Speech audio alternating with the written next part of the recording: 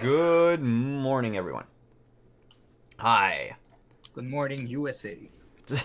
Jesus. Well, it's actually probably true. We probably have more people watching from the States than from anywhere else. Hi. How are you?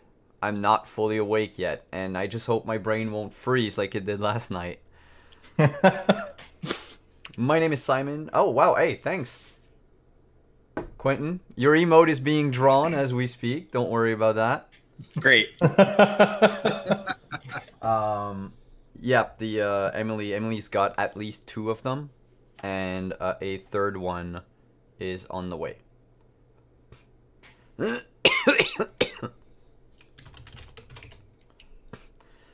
Sorry, somebody just sent me a message on Discord, and I had to reply right away about the icon for the channel, which was drawn by a friend of mine. I can plug her stuff in later. So, Session 10 of Age of Arcana. We're picking up a week or so after yesterday's game. Today we have a reduced group. That doesn't mean that things are going to be easier or harder. You guys are just going to probably have to be a bit more intelligent. But, who's playing today? Let's start with the person on my left. Quentin, welcome back. Yes. Last night was super fun. I hope you guys all watched it. Today I am playing the very intelligent Kaka, who has very terrible stats, and hopefully he doesn't have to hit anything.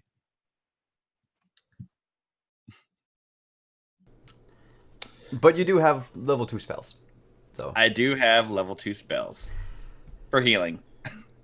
Oh, that's the one thing you would have needed last night was healing. Yeah. Moving on to a returning player after a bit of a hiatus. Hi, Jeff. Who are you? Who are you playing? So I'm gonna play Zanbek, my human rogue. So I think now I'm the only one rogue in this session. In the game. I think you're the only rogue in the entire game now. Yeah, because Yeah. Kalech perished yesterday. Yeah. So I hope I'm gonna still be alive during the session. So I'm gonna be the last survivor of the rogue. All right. Just before we move on to Matthew, I see here in the chat that somebody thinks that you guys are still going to roll nat 20s on death saves. You weren't there last night. It did not happen that way. To be fair, Gerp didn't go down, so he couldn't roll his nat 20. That's true, but do you really want to put that theory to the test? Nope. Not now. No. So, our last player today. Yeah, Uriel. my name is Matthew. I'm gonna be playing Uriel, the Tiefling Musketeer. That's not able to aim with his crossbow. Yeah, we saw that last night. Yeah. If only I could hit something.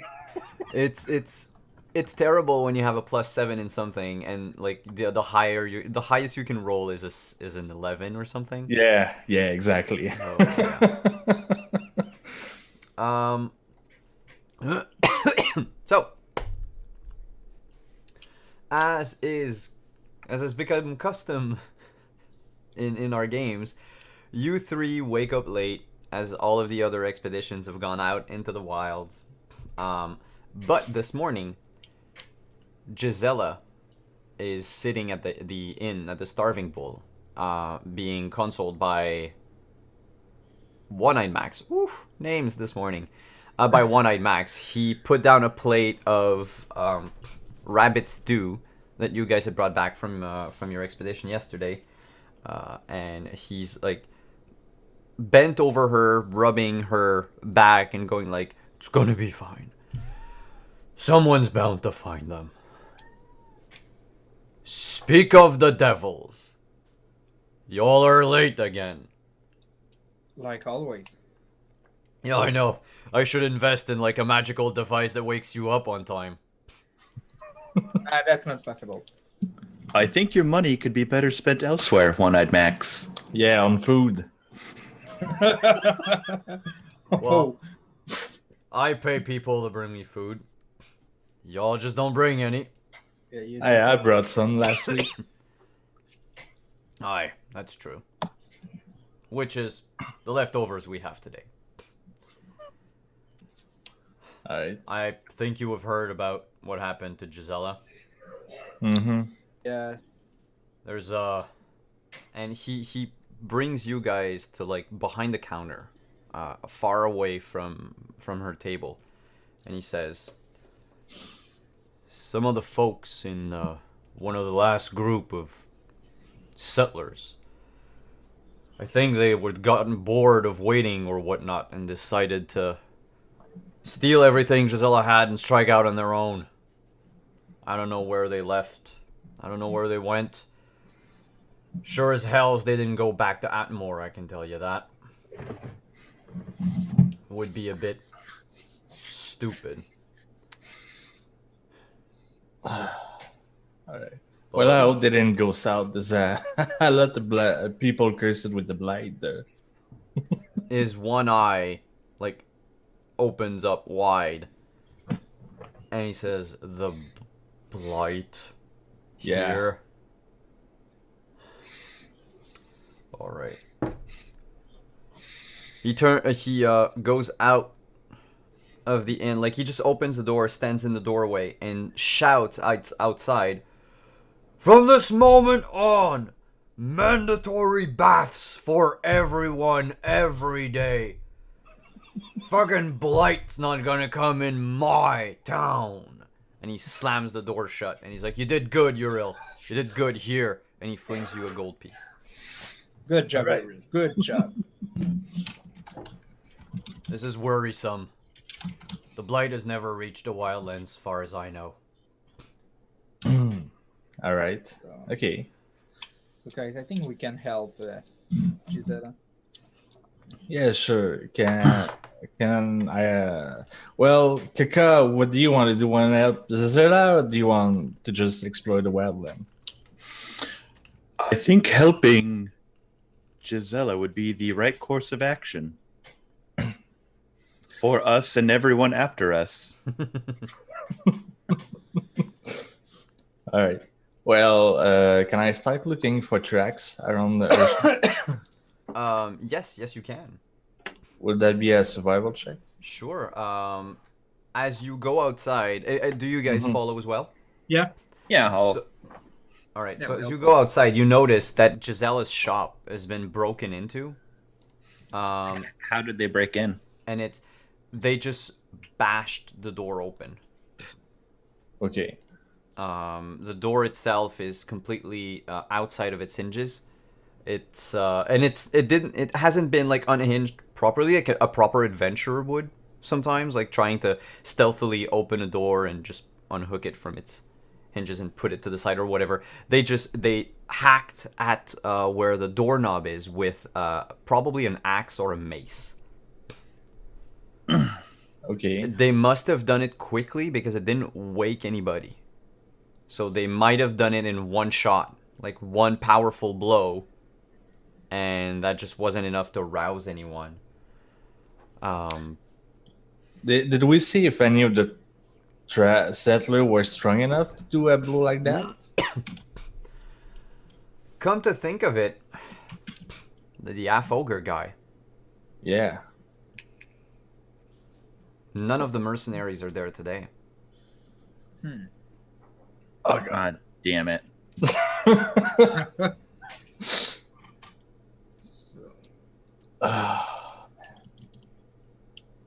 I'm still gonna try to look for track, I guess. Check where they went. Sure, make a survival check. Hey, they went north. Actually, with your survival, you know that they went north, but not just north. They went, and you guys know where it is. They went where the Goblin Bridge is. Okay. So their intent was to cross the river, but not necessarily ford it. So they went where the bridge is, which everybody knows now because the map in the trading post has like the pin where the Goblin Bridge was found.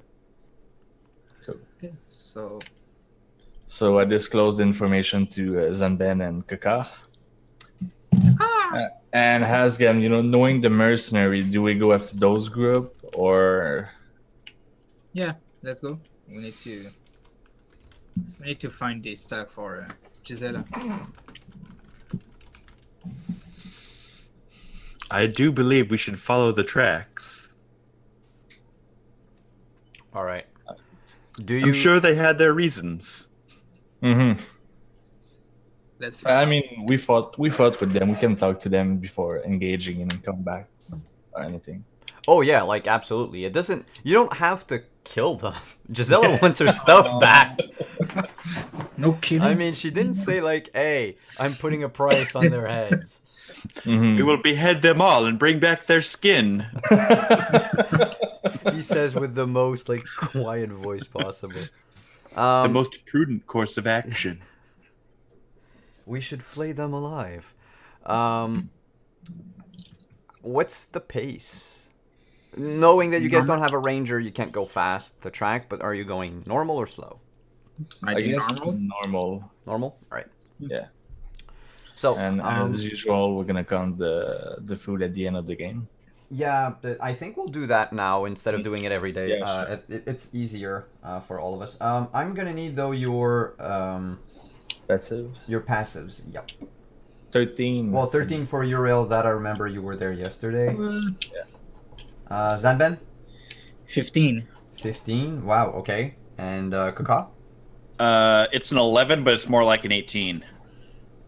So it's an 11, but it's skewing towards the 18. All right. Yes. It's on the higher side of 11. All right. So 11.8. Let's leave it at that. All right. So you guys strike out where the bridge is, and since this is hill terrain, you can cross like 3 hexes a day. So within 1 to like midday, you're already at the bridge. Okay, can I try? I would check for the track to know if they keep going north, east, or west. Go ahead.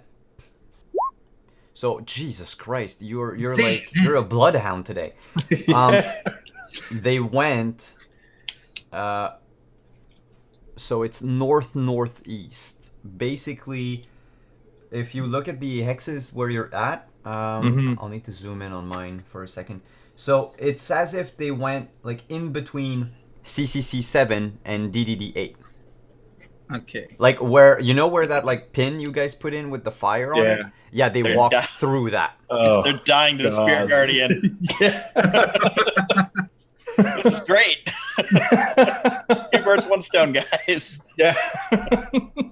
We'll just loot the stuff off their corpses. We'll talk to the Spirit Guardian. It'll be great. Yeah. All right. So, do we go to DDD8 or CCC7? Let's begin by DD8. Yeah. That would be the end of your first day. Okay. And there it is. And I'm gonna ask, like yesterday, one of you roll a d20, please. You're such a good player with dice. Go. Yeah, if only I could hit something with this fucking crossbow. Oh, all right. Uh-oh. Never mind. Yeah. You're out, you real. I tried. So, I'm going to have to ask, who's taking first watch? Oh fuck. Oh, gosh, I think the guy with the 15 perception should be. Yeah. Yeah, I guess Zanben can take the first watch alone, and me and Kaka take the second watch. I'll take my watch in a tree. All Okay. right. I'm gonna take the first watch. No problem. First watch. Good. So, the night turns dark pretty fast. And even in the forest, it seems like whatever rays of moonlight you can normally see through the branches and the foliage, this time, everything's just complete and utter darkness. And from that darkness, you hear a voice. It speaks in a tongue you probably do not understand. Which languages do you speak? Common, Bokri, and Giant. None for you. Common alone for Zanben? Common and Tifa. Tiefling? Come on. Infernal. And Oh no, Thieves can't. Okay. Common, Anima, and Bokri. Bukri? Alright.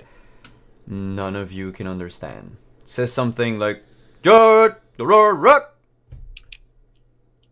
Papa is rut, not- rut, rut, rut, rut, rut, rut, rut, rut," and you see these. Oh my god, it's a bin of a rat. They're going to attack us. Where rats? Yeah. Where is it? No, it's three. To Ninja describe Turtle. them like in a way you guys can understand, in a word, 3 legionnaires. Ghostly Roman legionnaires. Well, there is only Zanban saying that since Yeah, it's the Zanban, first you're one. the only one. Yeah. They Okay. they're walking, they're crossing the forest, they're going to the north. I'm gonna ask Zan, what do you do as soon as you see them? Because I mean, they're ghostly and glowy, so you see them before they see you. So what do you do?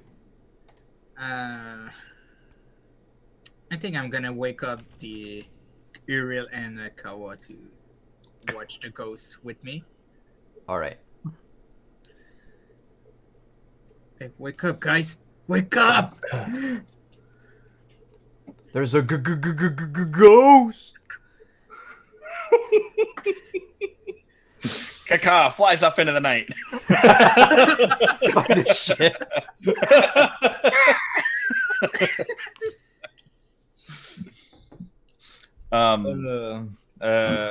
Okay. Is there a lot of them? Do we see a lot of It's those? 3 of them. They're walking in a straight line. One of them has. So when I said legionnaire, basically, to go into a bit more detail, and that's something all of your characters know anyway. So the Velish Empire is sort of like, I said ancient Egyptian yesterday. It's sort of like an ancient Egyptian dynasty. All of their soldiers were dressed the same. Vel had a mighty army from which the Minotaurs came. They were like his Spartans, if you will. But they were all dressed like the Romans. They all had the same uniform, same armor, same helmet, same everything. And it's distinctive in its look. It's just we haven't decided yet what the look would be. But like if you think ancient Roman soldier, you kind of get the gist of it. They all have the same shield, a short sword as a secondary weapon, a lance as their main weapon, helmet that covers the whole face, leaves just enough room for like the eyes and the mouth, and they're wearing a very archaic form of armor. Mind you, this is all ghostly. They don't really have legs. They're just floating. But they're bobbing as if they were actually walking. The person in the front has like this row of feathers on their helmet. They have not seen you at all. Yet. They're about 50-ish feet from your camp by that point. Well, me and Kaka tried to fight spirit once and didn't go out well, so I'm putting out the fire just to be sure they don't see us. Alright.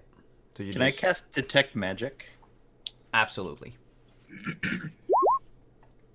You're gonna have to spend a spell slot though, because you won't have time to ritual it. That's fine. So you cast detect magic and you notice something. So the ghosts themselves aren't magic.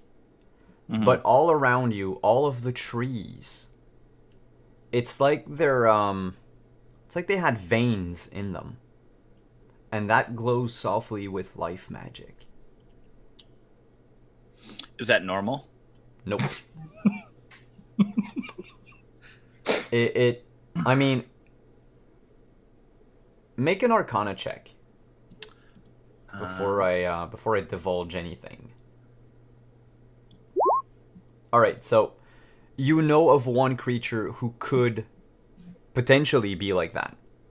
So enchanted sap in a tree is almost unheard of, except in tree ants. Trees that are inhabited by a spirit normally, or an actual spirit that decided that they love trees so much that they should look like one. You don't think you're being surrounded by tree ants. Like an entire forest of tree ants would be weird. I we're was not getting in my Lord of the wings Rings. ready. But no, it is actually very strange. And with a 17 in Arcana, you sort of get a clue, maybe an inkling of why you guys have spotted so many like giant animals or living vines, or if the entire woods are permeated with life magic, it would over time mutate whatever lives in it to give them more vigor, more health. It's both a boon and a curse, if you will. More a boon than a curse. I mean, people living in the woods would be healthy forever, but the animals would also be harder to hunt, harder to kill. Packs of wolves become packs of dire wolves. You saw the giant turtle that was lying about in the hills. Like, that was just an ordinary toys about like 50 years ago. Wow. So it's like this. The entire woods are radioactive, if you will. Still, 3 ghost legionnaires. I'm not entirely sure about the ghosts, but the woods around us are alive with life magic, it appears. I believe this is something else. So, do you think it's some kind of vision of the past we're seeing? It is hard to say. Maybe we should just observe for now. Yeah. Yeah, things. Fighting ghosts with a heavy crossbow may not be Do you speak by experience? So, I'm gonna ask you to roll a stealth check if you just want to crouch down and watch them. crap. Oh man, they're totally going. What the hell? Zanben has disappeared. Bam! Kaka too. Visible. Y'all hunker down and wait. The ghosts move closer to your camp. At some point, the last one in the... I was going to say the row, but there were like 3 of them. Anyway, the one in the back turns around and stares at you, Kaka, dead in your eyes. But then it goes back to walking with the rest, falling in pace. And they keep going. You see the soft glow of their like auras for a while, for a good like 15 minutes between the trees, and then it just disappears. I don't know how they saw me. I was stealthing so well. I picture you just holding a branch like you're a bird. You just put a blanket over your head and you're like, yep, it's dark. Mm-hmm. It's only logical to assume that if I can't see, neither can they. So, right. now they have disappeared, so what do we Well, do, guys? that was something. I'm going back to sleep.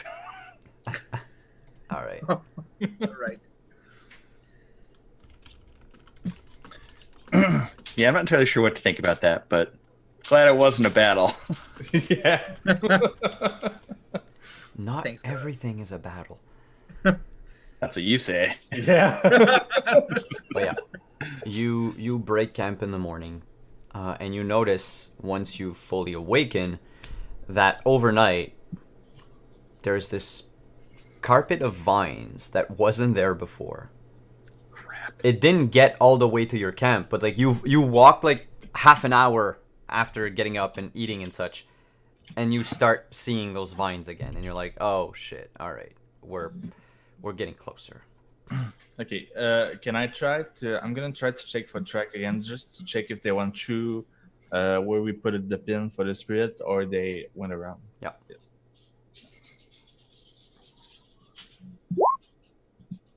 So not only do you find tracks, but you also find patches of these vines burnt, hacked away. There's even, you find one of Gisella's, well, not hers, but like that she had in her inventory. You find one of the chainmails. It's just been like quote unquote strangled to death by the vines. So they're like crushing the chainmail. It's not broken, but like the vines have twisted around it and clutched it. Well, I'm going to take my axe and, cut the vine to free the chainmail. All right. Pulling your hand axe out, you hack at the vines. The first time you hit, you hear crows. Just and a flock just flies out from the forest. Uriel. Yeah, I think I'm gonna stop. Maybe you should apologize. Yeah, I think so. Okay. It's fine. They're not controlled. I can see if they're controlled by a spirit, right? Well, I mean, can you see spirit, Mr. Animancer? No, I'm not an enemy. Can I ritual cast detect magic? Yeah, you can wait and cast it. Yeah. And whoosh, these vines are magical. All of them. And their source is farther north. It actually, the way I could maybe like picture it. So, you remember playing Lemmings on the Super Nintendo? Like, oh, you guys never played Lemmings? Holy shit. All right, after the stream, go download Lemmings. So you had like this lineup of tiny characters, right? And you could give them like orders, like you build a bridge, and then they would start building a bridge, and all the other Lemmings would sort of be stuck and go back and forth until the bridge was done, and then start going on it and whatever. It's kind of like that with these vines. So there's like a source of magical energy that is farther up, and as the vines extend, the magic flows down. But it needs to have a certain amount of magic to keep extending. So the point where you're at, the magic is very faint. A couple yards north, it's a bit stronger. A couple more, it is stronger, but you can see it with detect magic. You can see the amount of magic just diluting and going to the like very tip of the vines. It appears we are dealing with a strong entity. These vines get more powerful the further north we go. All right. Could this perhaps be the spirit on the job board? That could be it. The track that I found, did I see if they went through where the spirit went, or they went around? Oh no, they went through. Oh wow. Okay, well, guys, if we want the stuff bad, I think we're gonna have to go through the forest and maybe see this entity.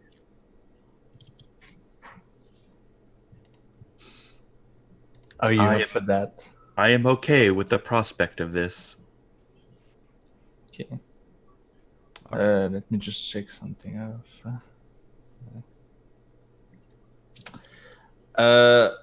Do you guys have torches? Yes. Okay. Okay, I'm going to light up a torches, and I'm just gonna bring it close to the vines where the chainmail is, just to see if they react to fire without touching them.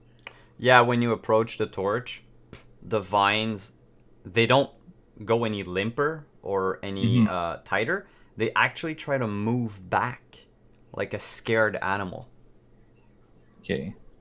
Did they move? But it's not fast. Like they move, but it takes a while. It's just you put your torch up to them and you wait, and then as you look, you're like, okay, wait, I think the vines were closer to the torch before. Okay.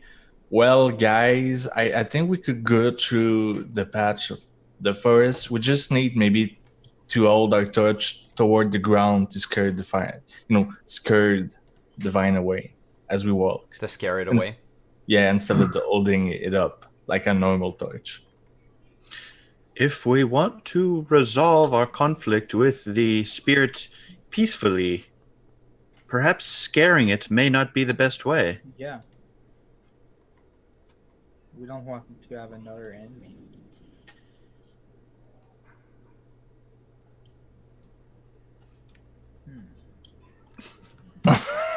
We are stuck.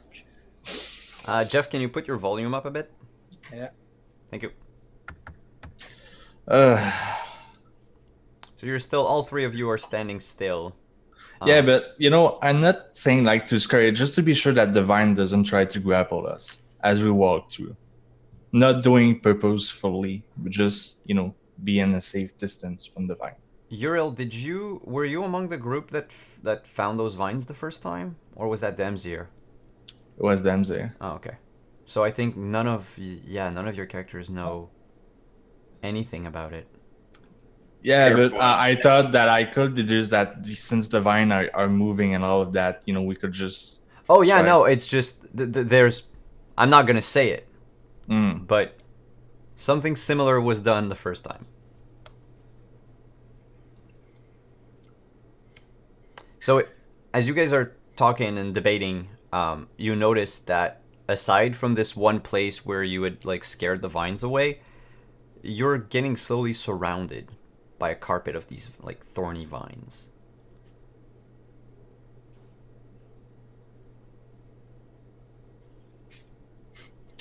Guys, Well, if you keep standing still, I'm gonna keep describing. Maybe it is time to move. Got no choice now. Yeah. I don't want to be trapped. Can if I notice that above me is getting covered, can I like fly above it? While they do climb up trees, they don't create a sort of ceiling to trap you in. Oh, perfect. I think we'll be fine. You think, or you gonna be fine? Well, all right. So do we keep moving forward? Do we use the torch? What do we do? Okay. If you don't want the torch, I'm just going to put it out. And Does it look like they can safely move, Simon, without like getting like thornies on them? Or the farther north you walk, a bit like last time, regardless of whether or not you have a torch, you will have to make dex saves or take some damage. And that's where the tracks go? Yep. Yeah, they tried. So from what you saw of the tracks and the dead vines and all that, they just rushed through it and hacked away at it, going deeper and deeper. You could surmise that, maybe they didn't think that they could get surrounded, as you are just being surrounded by the vines. So even though you cut a swath through it, it will close back again after.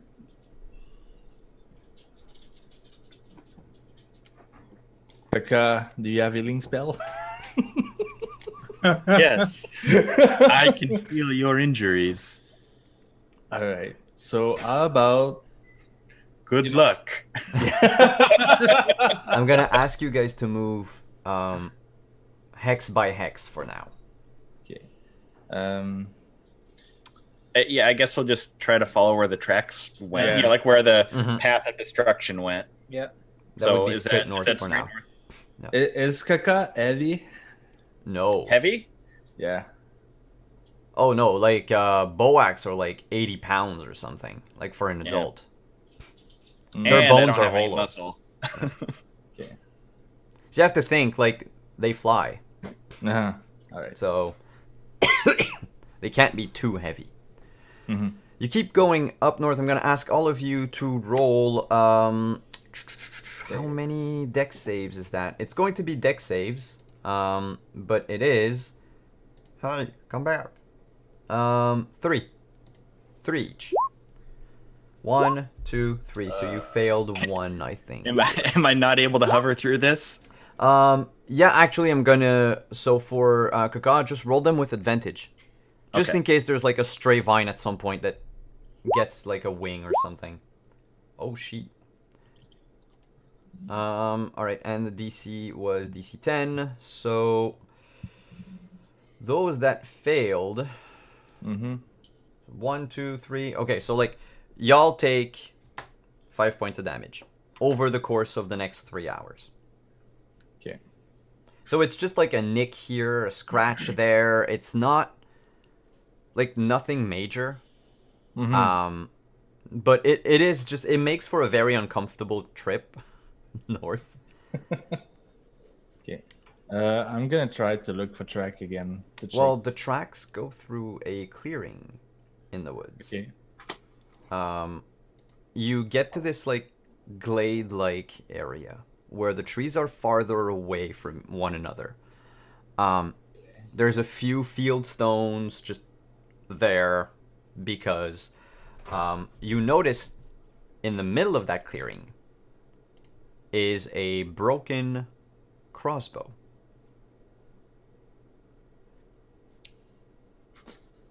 Looking around real quick, Zanben, you notice that most of the trees east of the clearing have been peppered with crossbow bolts. Okay, so that's definitely strange. Yes, so we have a walking crossbow in front of us. A broken crossbow. Broken? Yep. Okay, so... This is very peculiar indeed. Yeah. Uriel. Check on the east of me. You have a crossbow bolt or your crossbow. Are the crossbow bolt, salvageable or are they broken? Just like with any piece of ammunition, you can pick them up. You can, like, half of them are going to be broken. Okay, well, I'm gonna try to pick them up. Yeah, sure. So you go closer to the trees and you start taking the bolts out. You're gonna find all in all 4 crossbow bolts that are still usable. The rest are like bent or like they break when you try to clip them. But I'm gonna ask you to make a wisdom saving throw. So you guys see Uriel pick up the bolts and then just drop the bolts and walk in the woods. Oh God! Not again! So, Quentin, you're muted. What very strange behavior he is exhibiting. Yeah. I don't think he's feeling well. I think he's possessed.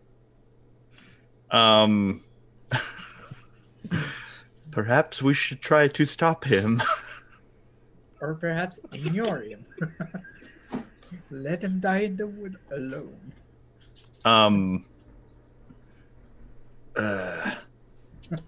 Please save me.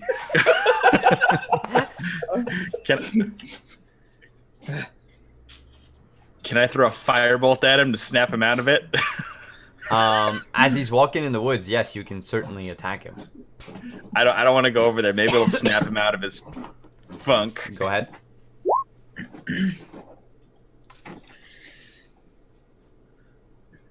Do I have to check my AC?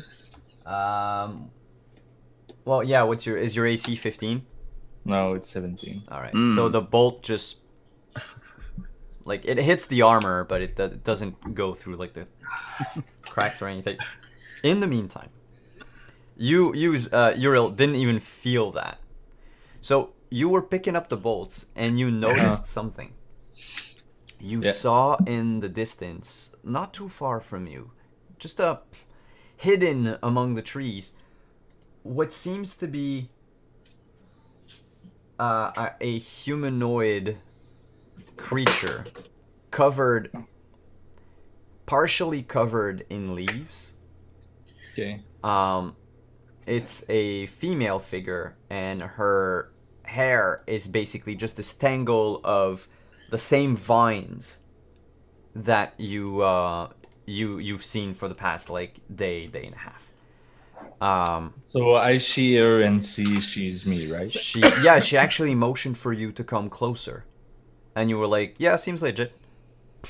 She Cool. doesn't look threatening. Mm-hmm. She, from what you can see, she kind of looks scared. And she's holding a what could be described as a very nice looking baseball bat. That she has like to her side, but she's not like wielding it. She's just holding on to it. Okay. I cast another firebolt at him. Give me a second. That's when the first firebolt hits. Oh, okay. You get closer to her, and she starts talking to you, but it's just babble. It's, you know, like if you've played The Sims, it sounds like Sim speak. So it's like, what you kapala kuni? And she I let it repeats. smile. She repeats the same sentence. Zanben and Kaka.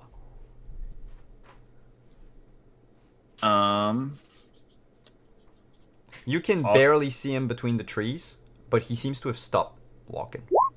I'll cast a message. All right. Uriel, are you okay?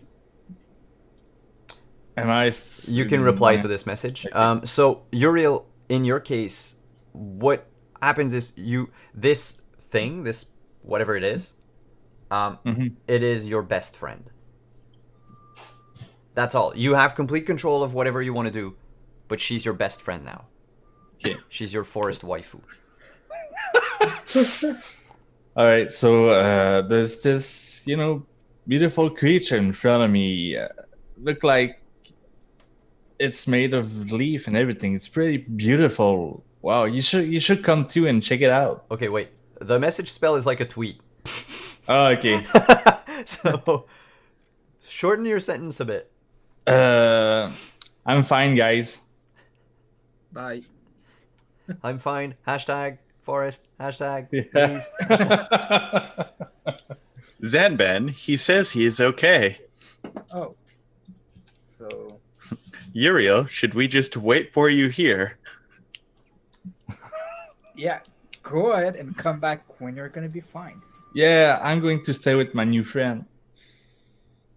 Go ahead. We don't want you in your group anymore.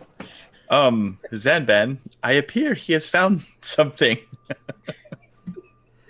Yeah, so by the way, says- the message spell is only heard. So, Zan, you've just heard like Kaka whisper in the air, and then listen, and then whisper, and then listen. And then he turns around and he's like, yeah, he's fine. Okay. Zanben, it appears he has found a friend in the forest. I was not aware he had any friends. I was not aware on my side too, so maybe we can go check it out. I'll whisper back to him, Uriel, should we meet your friend? Yeah, she's the best. So that happened over like 3 rounds, Yeah. over like 15 seconds or so. During all that time, she just keeps talking and trying to repeat the same sentence, like not the very first one. She tries different sentences, and sometimes you hear her voice change, like she's trying like a different dialect. She's a dragon. Yes. And after you reply to Kaka the last time and told him to come, she looks at you quizzically and says, "You not from here?" No, I'm not. Where are you from? A tavern down the south. That's where the mean people. And she sees Kaka and Zaban come in, and she just goes like, "Eh," and potentially vanishes from sight.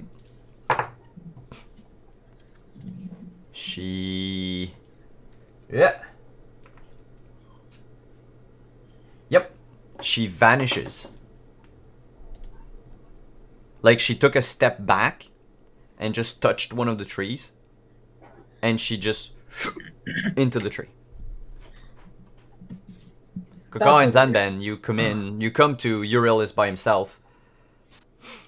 Do I still Uriel? think he's my best friend now? No, not anymore. Uriel, where is your friend? Yeah. Are you insane? I think I am. Are you seeing Ting? There was that green creature over by the tree. I think she charmed me. Sure, I there was- was. Sure. We believe you. It's his girlfriend from Canada.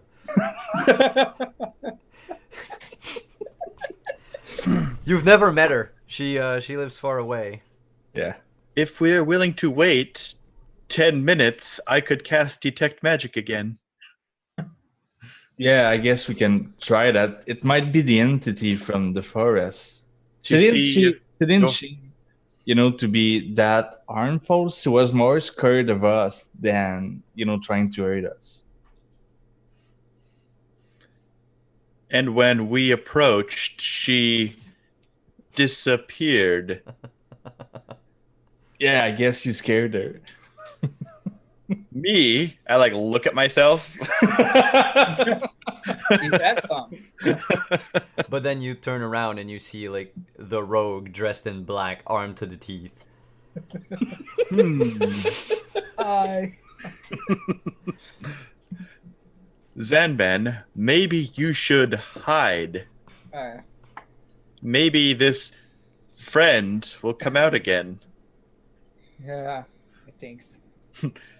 I think I'm gonna follow your advice and I cast message to Zanban and I say, stay in the area.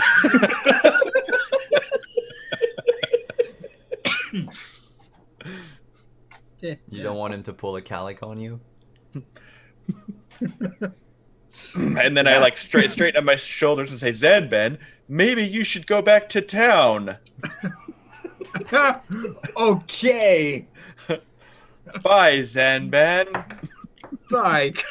I rolled a 2 on her insight check. So Zanban, make a stealth check. Uh-oh. Chat, can you let me know if the stream gets choppy? I just got a message from Streamlabs. From OBS saying that something was wrong. So if anything, just let us know if there's a problem with the stream. Okay, so. Alright, stealth check for Zanban. Yep. Yeah, he disappeared. He's gone. That's it. No more Zanban. We're so diabolical, it hurts. I left you and your friend So, alone. what do the 2 other of the group do? Well, I guess since Zanban is gone, I tried to, call her out and ask her to come back and tell her that the main bad guy is out of here. Make a persuasion check. Persuasion. Oh, Oh boy. You talk to Let's- the air. nice breeze. Uriel, where is your friend? Somewhere. I guess I'll start casting Detect Magic. Alright. And while you do that, I still try to communicate with her. Alright. I'm gonna give you 2 other tries Okay. for persuasion. Yeah, that's good. So, casting Detect Magic, you notice that there is a magical aura that is quickly fading away from the tree that she touched. Or, well, you don't know it's the tree she touched because you weren't there, but, like, there's one of them, and it's manipulation magic. But it's fading away, so you can, assume that it's a spell was cast on that tree, and a couple of maybe rounds or a minute ago. But then you also feel, coming from the glade, there's another magical aura. Another spell. And that one is currently active. And as you turn around, you notice this creature. She's sitting on one of the field stones. And she has her, big club on her shoulder.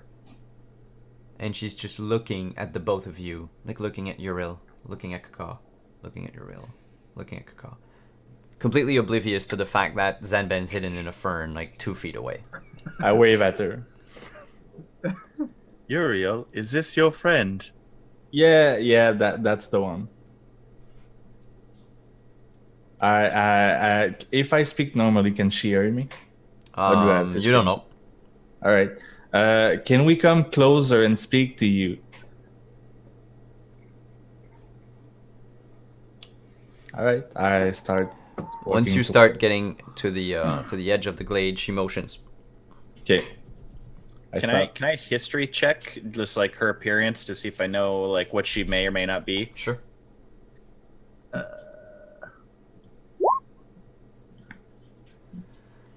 Hard to say.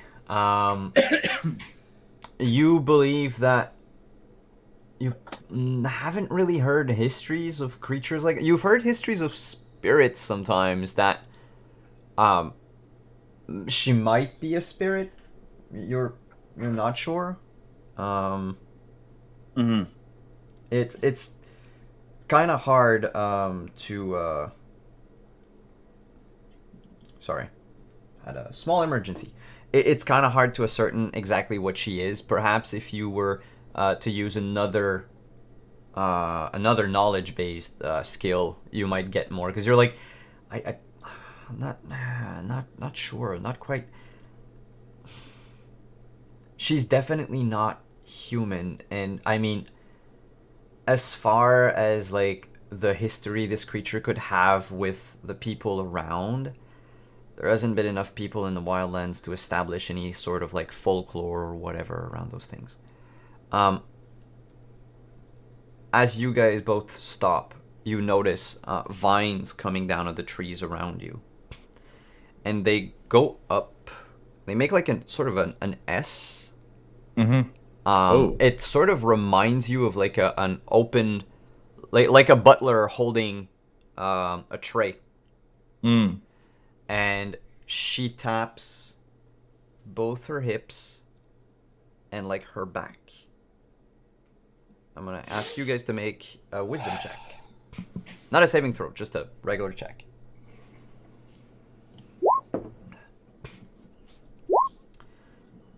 Uriel is oblivious. Kaka, you understand she's pointing at where you guys have weapons. And then she points next to her where like a vine should be. I take my dagger and I hold it in front of me and I drop it. The vine like goes down, picks it up, and it moves it away. Like it doesn't flee with it, but it's like a good 10 feet away from you, clutching the dagger.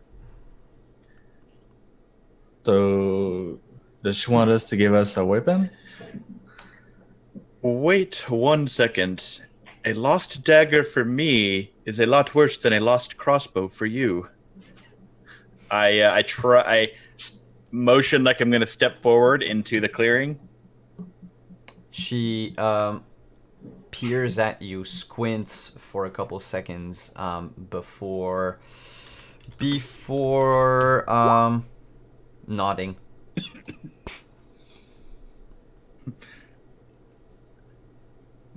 I step forward into the glen or clearing. All right. As you approach, she says, "Are you with Birdmen?" At one time, I was. She clears her throat and she starts speaking in Buckry. Fluent sweet. Buckry. It actually I sounds understand like everything. Cool. It sounds like the song of a red robin. And she says, "I haven't seen the feathered ones in ages. How are they?" It would depend on who you ask. How To the so? best of my knowledge, we are fine. Good. I tried to help, you know, but there were too many of them. I mourn their passing every day. Too many of whom? And she tries to make a face, like a grimace, like eh. And it reminds you of the face of that red-faced humanoid from the other night. They killed all of them. All the ones that didn't flee. I am not a good protector. Is that your purpose here?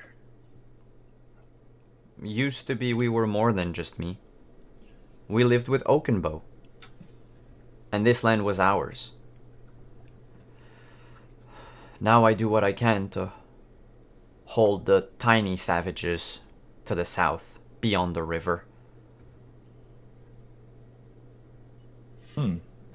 But it seems like there's new faces, new threats.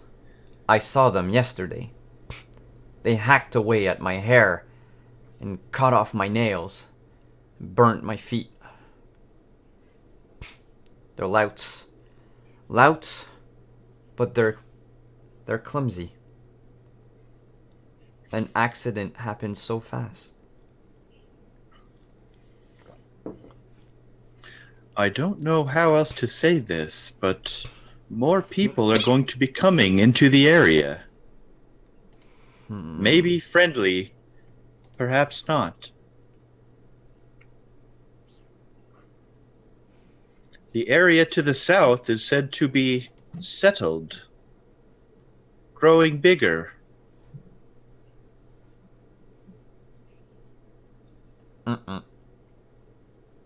Then they have to remain on the other side of the river. These woods are mine. I will not have people cut them down. Not like the dwarves. Not like the red monsters. The entire forest. Yes. It used to be bigger, you know. The feathered ones never hurt the forest. Not more than they needed to, anyway. And they always gave back. But the others, those that don't have the feathers, they just kill and burn. And they don't give anything back. I can't be everywhere at once. Even almost a moon ago, I had a strawberry patch. People trampled all over it. Now it's gone. It's going to take time to get it to grow back.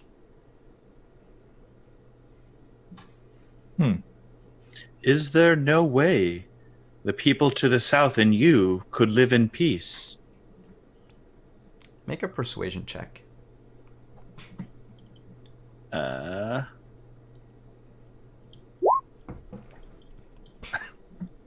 Average. She says, Not unless sacrifices are made. What kind of sacrifices?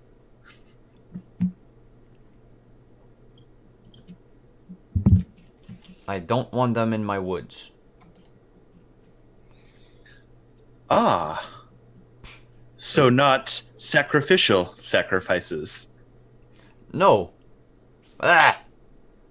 She like mimics puking, and she's like, no. She sort of like cocks her head for a bit and says, they can have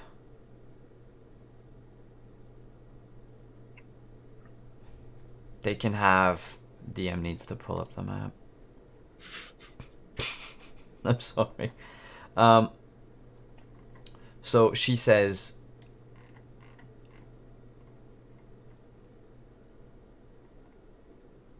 they can have some trees. For each tree they cut down, they have to replant. They have to plant 3 more. And I will leave them easy access to resources. But they need to stay at the fork of the river. Not go farther than the stone and the nice man. Huh. The nice man. Who is he? And she looks at Uriel, who... Have you given your weapons yet? Or you're just not standing yet. there? Okay. I'm just standing there and waiting. Zanban, you're still crouched in the bushes. Yeah. You're like, Wow, I can hear birds, and that's it. Well, at my distance, can I hear the conversation she's having with Kaka? Yeah. Okay. Yeah, you're like 30 feet away. It's Okay, right. nothing. Like it's the other end of a room, basically. Well, then if I can hear, I ask her. We have a lot of people that are able to grow, plant and all of that. If we help you grow your berry, will you be more lenient as for us to pass through your wood? She looks back to Kaka and says, I did not understand a word. He speaks too fast. God dang it, Uriel. Kaka, everything's on you. You're on the old Kakua.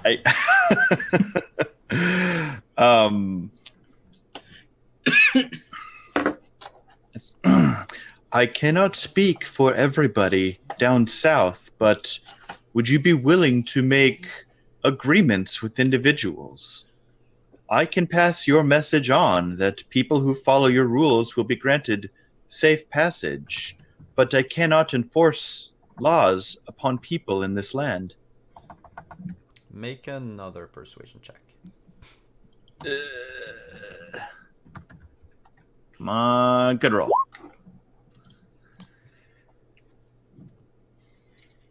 She says, some. How many? How many people are in the trading post? Right now, there's like 30 of them. Well, let's say like more or less 30, because mercenaries are gone. Maybe some like new ones came out, but it's about like 30ish. To the south, I would say there are approximately 30 people, but more are coming every week. 30 I can do. I can show you where they can stay. No farther than the stone or the nice man, in between the rivers. And my punishment for those who don't listen will be death. Sounds fair enough. Quick and unseen. It's what I do best. Would you punish us as a whole or just the individuals?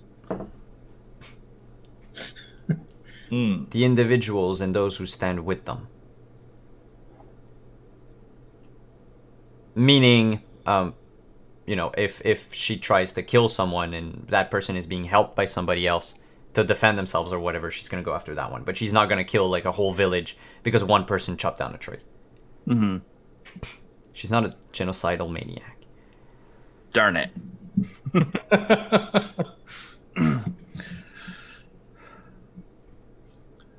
I think I can agree to these terms, and I will pass your message along. Of course. You have the feathers. I knew you would understand. It's those without the feathers. Ask her about the mercenary and all of that, so we can maybe get the stuff back to Zajara. What do you know of the 4 men who came through here, who cut your hair and nails and burnt your feet? She smiles. She smirks, actually, and says, 4? No, you mean 3. 2. You mean the one who's pissing himself? Oh no, he's dead. They're all dead. And as she says that, there's like a flower that blooms in her head, in her hair. Gone. They were unsightly humans that came to the trading post. The items they had, they stole from a woman who was selling the goods. We were tasked to retrieve them. I know that woman. Gisela, she's called. I nod. She has potential. I don't see her often anymore, but I did help her. I hope she remembers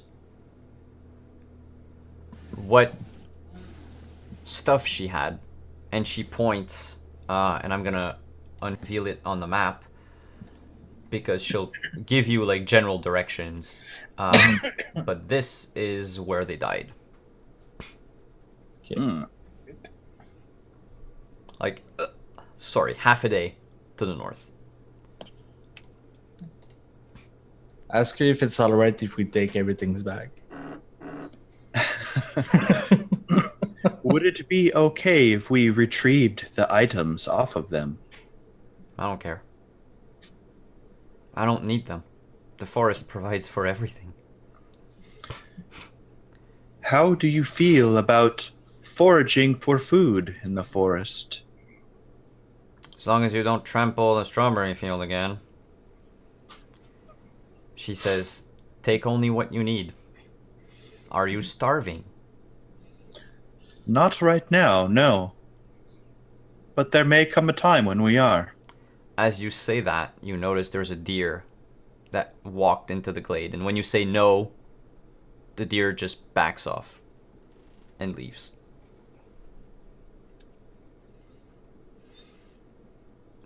You have much power here. May I know your name? When you say much power, she shakes her head. Not anymore. My name roughly translate to, and she can't say it in Buckry, but it sounds like this. Enid Angliana. There you go. Can I try to do an But you can call her Gliana. Can I try to do an history check on that name to see if I heard it anywhere? Sure.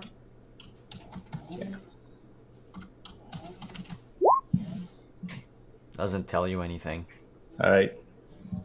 It's a very weird sounding name, but that's it. Okay.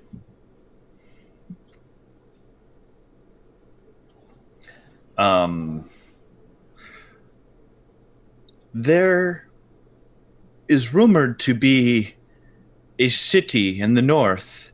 There's a kobold who complains about it often. The people who live there, do you know anything about them? Bad people. And she makes the grimace again. They come and they ruin everything. They're like cancer over the forest. There's too many of them for me to do anything. A long time ago, we would have strucken out from Oakenbow and killed them all. Drive them back into the mountains. Back into the land of stone and walls and steel. But I can't. There's barely any of us left. And she suddenly looks pained and says they hunt us down for sport. Wow. Okay.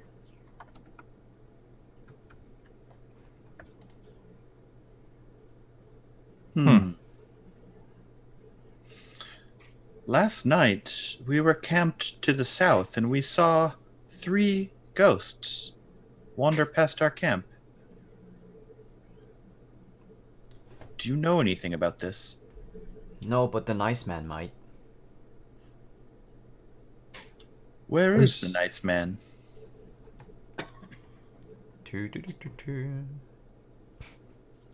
Boop. He lives near the river. Does the nice man accept visitor? Those I let through, yes. Will you let us through?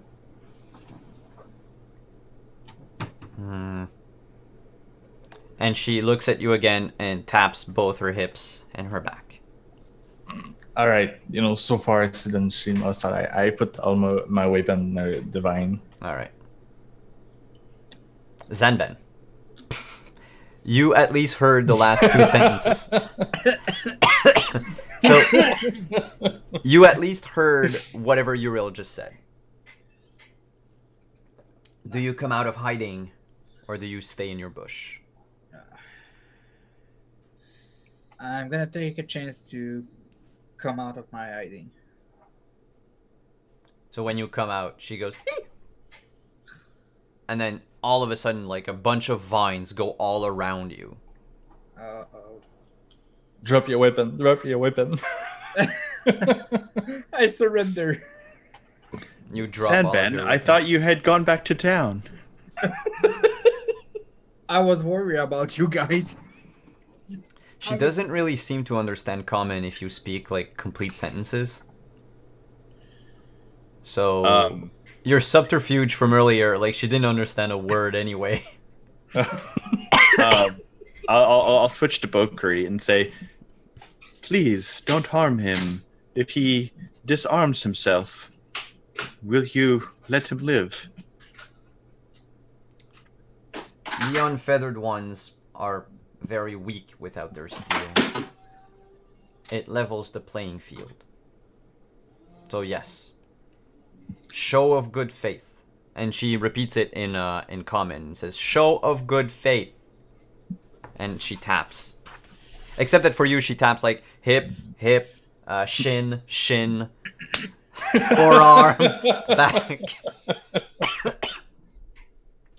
Like anywhere she can see unconcealed weapon. That's okay. That's okay. I drop everything to the ground.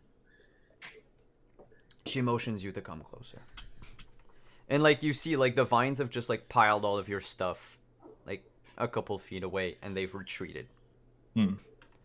And so Kaka, you're close to her, so you see whenever the vines are moving, you can actually see the vines in her hair move. Like if she was controlling them by controlling her hair. Oddly enough. That's super cool. Yeah.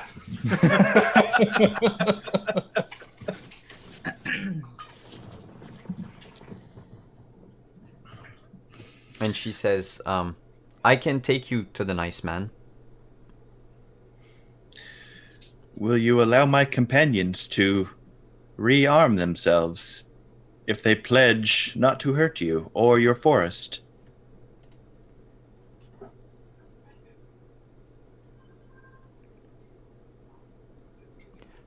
Pledge to Oakenbow. What is Oakenbow? I can bring you. It is going to take...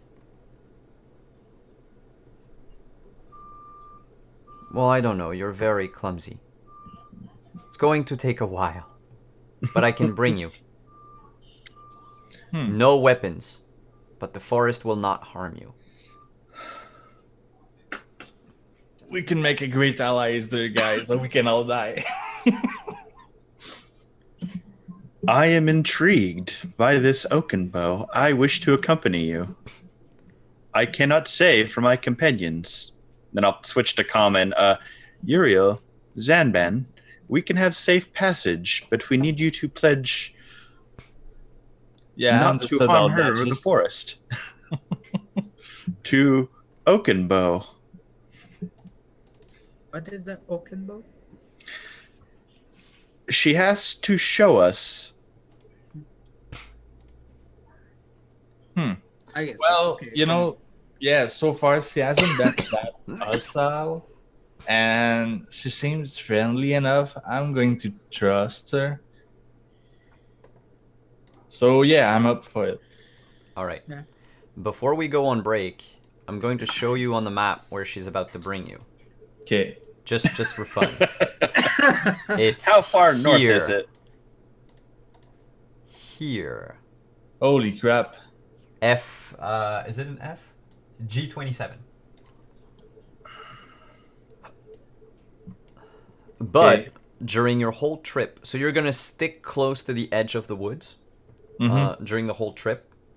As you're walking, Zanben will notice there's this one structure, some sort of giant obelisk, from which a tree is sort of sprout. Okay. It looks like the destroyed obelisk, the ones that you see a bit everywhere these days. And then you'll also notice out in the plains another ruined structure. But at that point, like as soon as you approach, she makes you go deeper into the forest and says that the valley, so basically between the forest and the hills, is cursed and dangerous. And then you follow the river north for a while, and we'll take a break.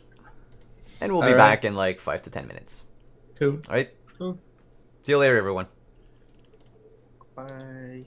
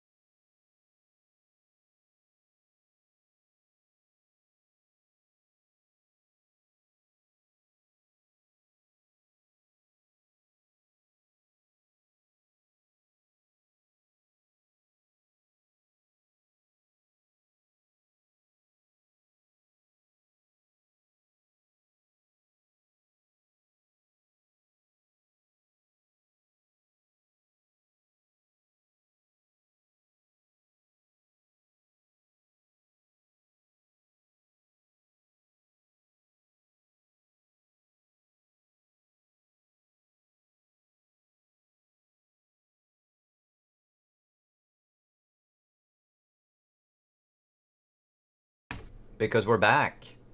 So, let's move our little caravan all the way to the top. Jesus, this is far. Boop.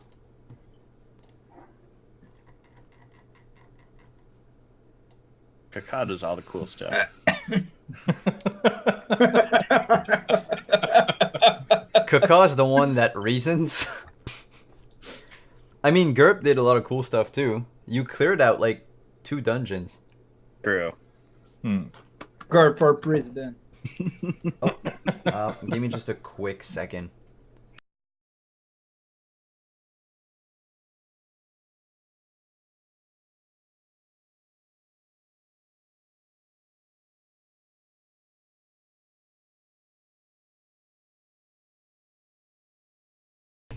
Alright, sorry about that.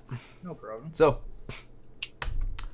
you finally, after, I think it was like 6 to 7 days of travel. I miss my family.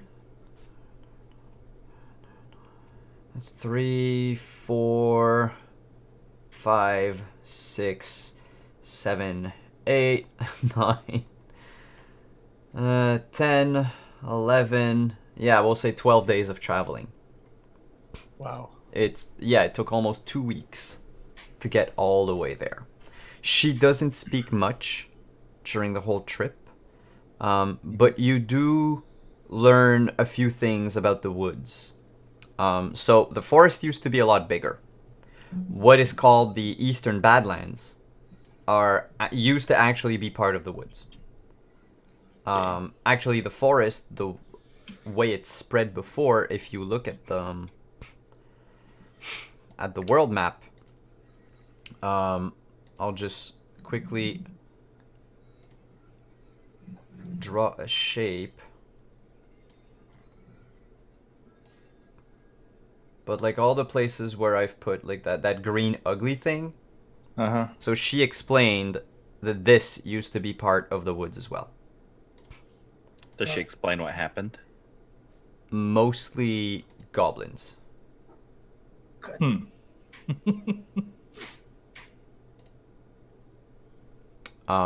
And she talks about how there wasn't only the red-faced,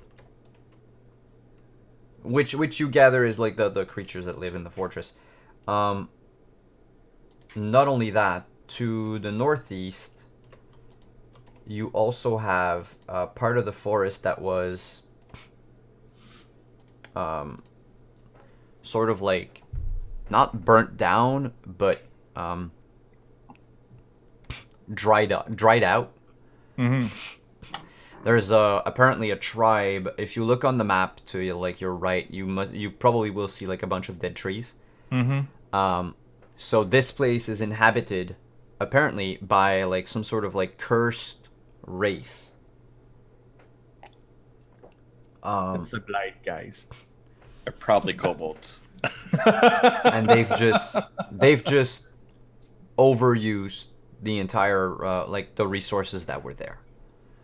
And they keep overusing it. They live farther to the north. Like that's their like southernmost point of their territory. She explains that neither her nor Oakenbow will do anything about them because they sort of act as a natural wall to prevent most of the goblin or goblinoids from coming down from the north. So it's like this enemy of my enemy thing. But otherwise, the forest used to be big. And then came the dwarves. And then came the goblins. And they've just ravaged the entire countryside. The dwarves... She says that Oakenbow told her that the dwarves are supposed to live underground, so she never understood why they're not underground, and they needed to cut wood. But the goblinoids were just...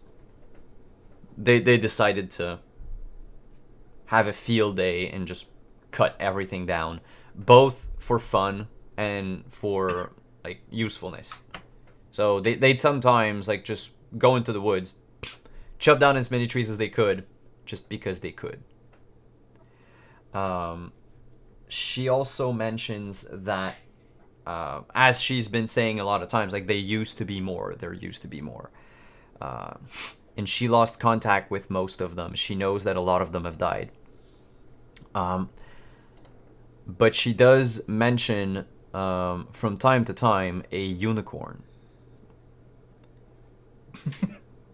Probably the last one that exists in the Wildlands. She doesn't know where she is. But Are unicorns in Age of Arcana, are they like super powerful or so just take super... the same. Well, I'd say make a Okay, make a knowledge check. I'll let you know which. I think it would be. Well, you can go ahead and try whichever you want. Okay, that's what I thought. So just let me know which skill you want to use and roll for it. I'm better with Arcana.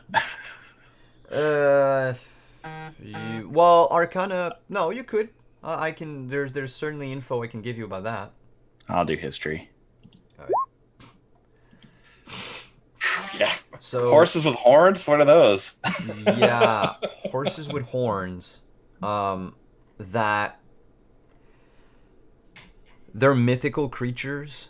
There's a lot of folklore around them. Both around like superstitions surrounding their magical powers, that their blood is a potent aphrodisiac, that the horn can be made into a magical weapon or a wand, especially for spellcasters.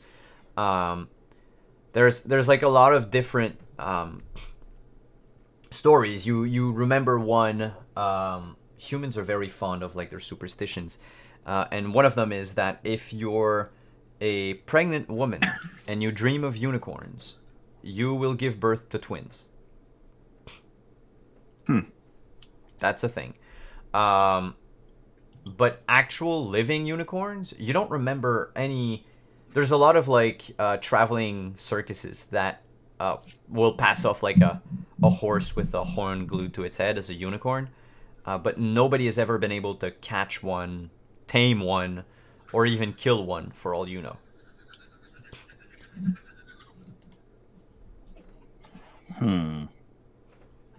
Great. That's what you know. Yep. So that unicorn used to be somewhere. She doesn't know where anymore. And at long last, after 12 days, you guys reach Oakenbow. It's a small glade in the middle of the plains, except that it's overshadowed by this towering oak tree. And by towering, I mean it is probably 20 feet tall. Whereas all the other trees are like 10-ish or whatever. When you approach, you notice like shrubs all around you sometimes move. They're not trying to be stealthy in any way, so you can actually notice them, but like if as you're looking around, you notice that, you know, if they wanted to not be seen moving, they probably could, and they would be very hard to find. She also guides you through a path of traps. So she's like, don't step there, go here, avoid this. And sometimes you even see them like in some of the traps, there's the skeleton of a goblin just being like slowly devoured by a man-eating plant or something. And you get to the roots of Oakenbow. You guys remember the Deku tree from Legend of Zelda? It's pretty much like that. A giant tree with a face, sort of like, that grew out of its trunk. So we like children too? Yes, children, come in my belly. He says in his weird voice, so you only like catch on her name. So he starts with Gliana, and then blah blah blah blah blah blah blah blah blah blah blah, and he goes on for a couple minutes, and then she motions to you, says a bunch of stuff, and he replies, "I haven't spoken common in many, many years. Gliana told me that you wish to bind yourselves to the old ways." And from now on, I'm gonna start talk faster, but you kind of get the gist of how freaking long it is to listen to that tree. At least it's not like a tree ant from like Lord of the Rings. No, where it takes like 2 hours to say a word. No, no, no. Mm-hmm. It's just he's talking slower in common than whatever other language he was speaking. Mhm. Probably because he's looking for like each word he needs to remember what to say. So it takes a while. I cannot speak for my companions, but I am willing. Make a history check. Caw. Great. I turn to a bush, guys. Yeah, I was wondering if I could do maybe a check also because what is those old ways he's talking about? Go right ahead. I know what he's talking about. I don't either.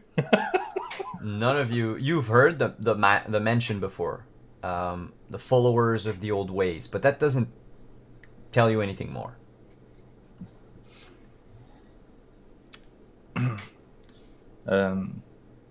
I'm going to ask the tree, what do you mean by the old ways? It seems like it's something that none of us know exactly what are the terms of that. The old ways, he begins explaining, are the true way of living. The old ways were, there used to be a name for that sort of like religion, but it disappeared in time. And even he, as old as he is, does not remember what the original name for it was. But it's basically this. To summarize it, it's sort of like druidism. Except that in Age of Arcana, druids are somewhat different than the D&D druids. They're less hippie, more like mystics. Like the actual Celtic druids from our world. So, living by the old ways, like by the book, nobody remembers what it was. Like there's a way things are now and a way they used to be. Yeah, and then the old ways are that other. But unfortunately, yeah, to sum up what Kathleen said in chat, there's really not any way to know exactly what the old ways used to be. It's basically like we know it's not what it is now. We only have like tidbits, scraps of information. And this tree ant, apparently Oakenbow, lives by these tenets. And to prove that you are, show of good faith, bind yourselves to these ways as well. Live by that creed. And you'll earn his respect and thus permission to settle in the woods, or at least in the area that Gliana spoke about. So what does that entail? Living by the old ways. In game Yeah. terms, nothing's gonna change on your character sheets except for maybe your like bonds or ideals or whatnot. It demands respect for the dead, meaning not desecrating the dead, honoring their lives, burying the dead. Meaning, you fight a bunch of goblins. After the end, you bury the goblins. Can we loot them? Yeah, the old ways don't mention that. It's so burying normally is according to the old ways, so it's like a cairn is enough. Like you don't need to dig a freaking hole. You can just bury them under like a mound of rocks or whatever. The actual proper way would be to build an actual burial mound, but that can take like weeks.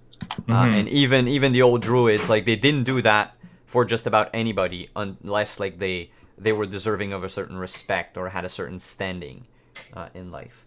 Would my shape the elements be able to do that? Oh yeah, it would go much faster.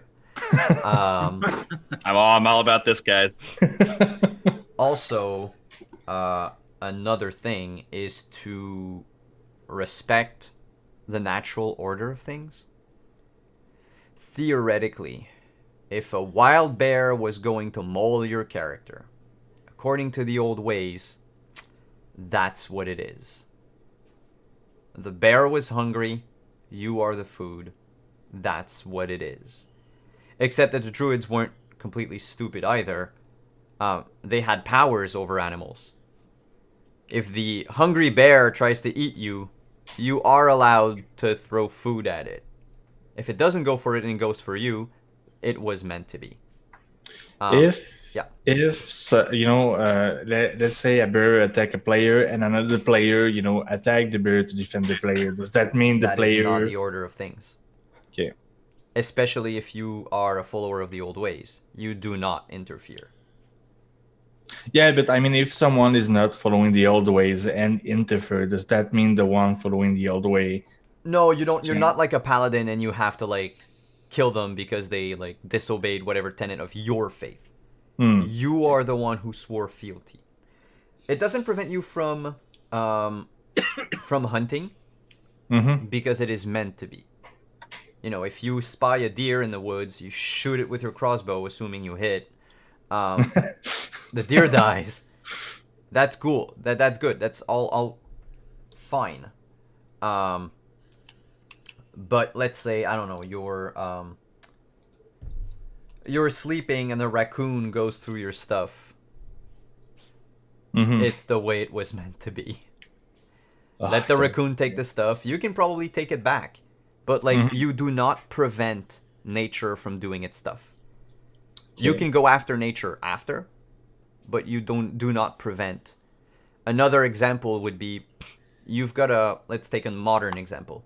You've got a pool in your backyard. There's a tree growing nearby. You know that the roots of the tree will eventually destroy your pool. As a follower of the old ways, it's the way it's meant to be. It's how nature is. You have to let the tree grow. Move your fucking pool elsewhere. Because that was not natural. Okay. So it's kind of a letting nature do its thing. You do not prevent, but you're allowed to change nature after the fact. It's contradictory. Yeah, because yes. I was going to do, okay, the bear attacked me, but if I want to survive as my natural instinct, doesn't... Yeah. That's it. So it's kind of hard. The druids, like, the reason why the druids live that way is because they had the power to change that. Druids can just cast Charm Animal, and the grizzly's just gonna go elsewhere. The end. So it's easy to say, oh, live according to those ways. But really? Yeah. Like, you're already going against your beliefs by just acting whatever it is you're doing. So, you're not a druid. Oakenbow is not going to ask you guys to follow 100% of like the entire things I just described, because he knows you do not have those powers, and it would be too much, like it would be asking too much of you from him to make you like follow the entire thing from beginning to end. The other part of the old ways that was a bit weird is divination through either oneromancy, the casting of bones, a tea leaves reading, stargazing, whatever it is. The old ways were fond of letting nature in general dictate what you should do today, because this is how it's meant to be. If you want to swear fealty to Oakenbow and his old ways thing, he's going to ask of you to bury your dead all the time. What if there's nobody to bury? Then find a way to give them proper burial anyway. Like, I mean, if you disintegrate someone, there are still ashes.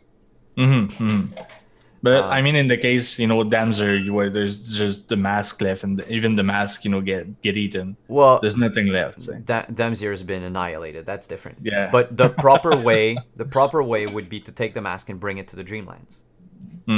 It doesn't mean that it has to be done like right away. Like thinking about the bugbears from yesterday. Yeah. The thing would be to go back there at some point and bury their bodies if it hasn't been done already. Same goes for if you see the dead body of like a traveler getting eaten by vultures. You'd have to stop, bury them. You don't have to go back to like every time in your life where you killed someone either in self-defense or because of psychopaths and bury everything. Like, no. But from now on, he's going to ask you to again, respect the order of nature. He won't prevent you from foraging, from hunting, from anything. However, if you are being attacked by animals, in game terms, if like there's an animal that attacks your characters, you have to wait until the animal has made an attack roll, whether it hits or misses, against you or your party, before one of you can act.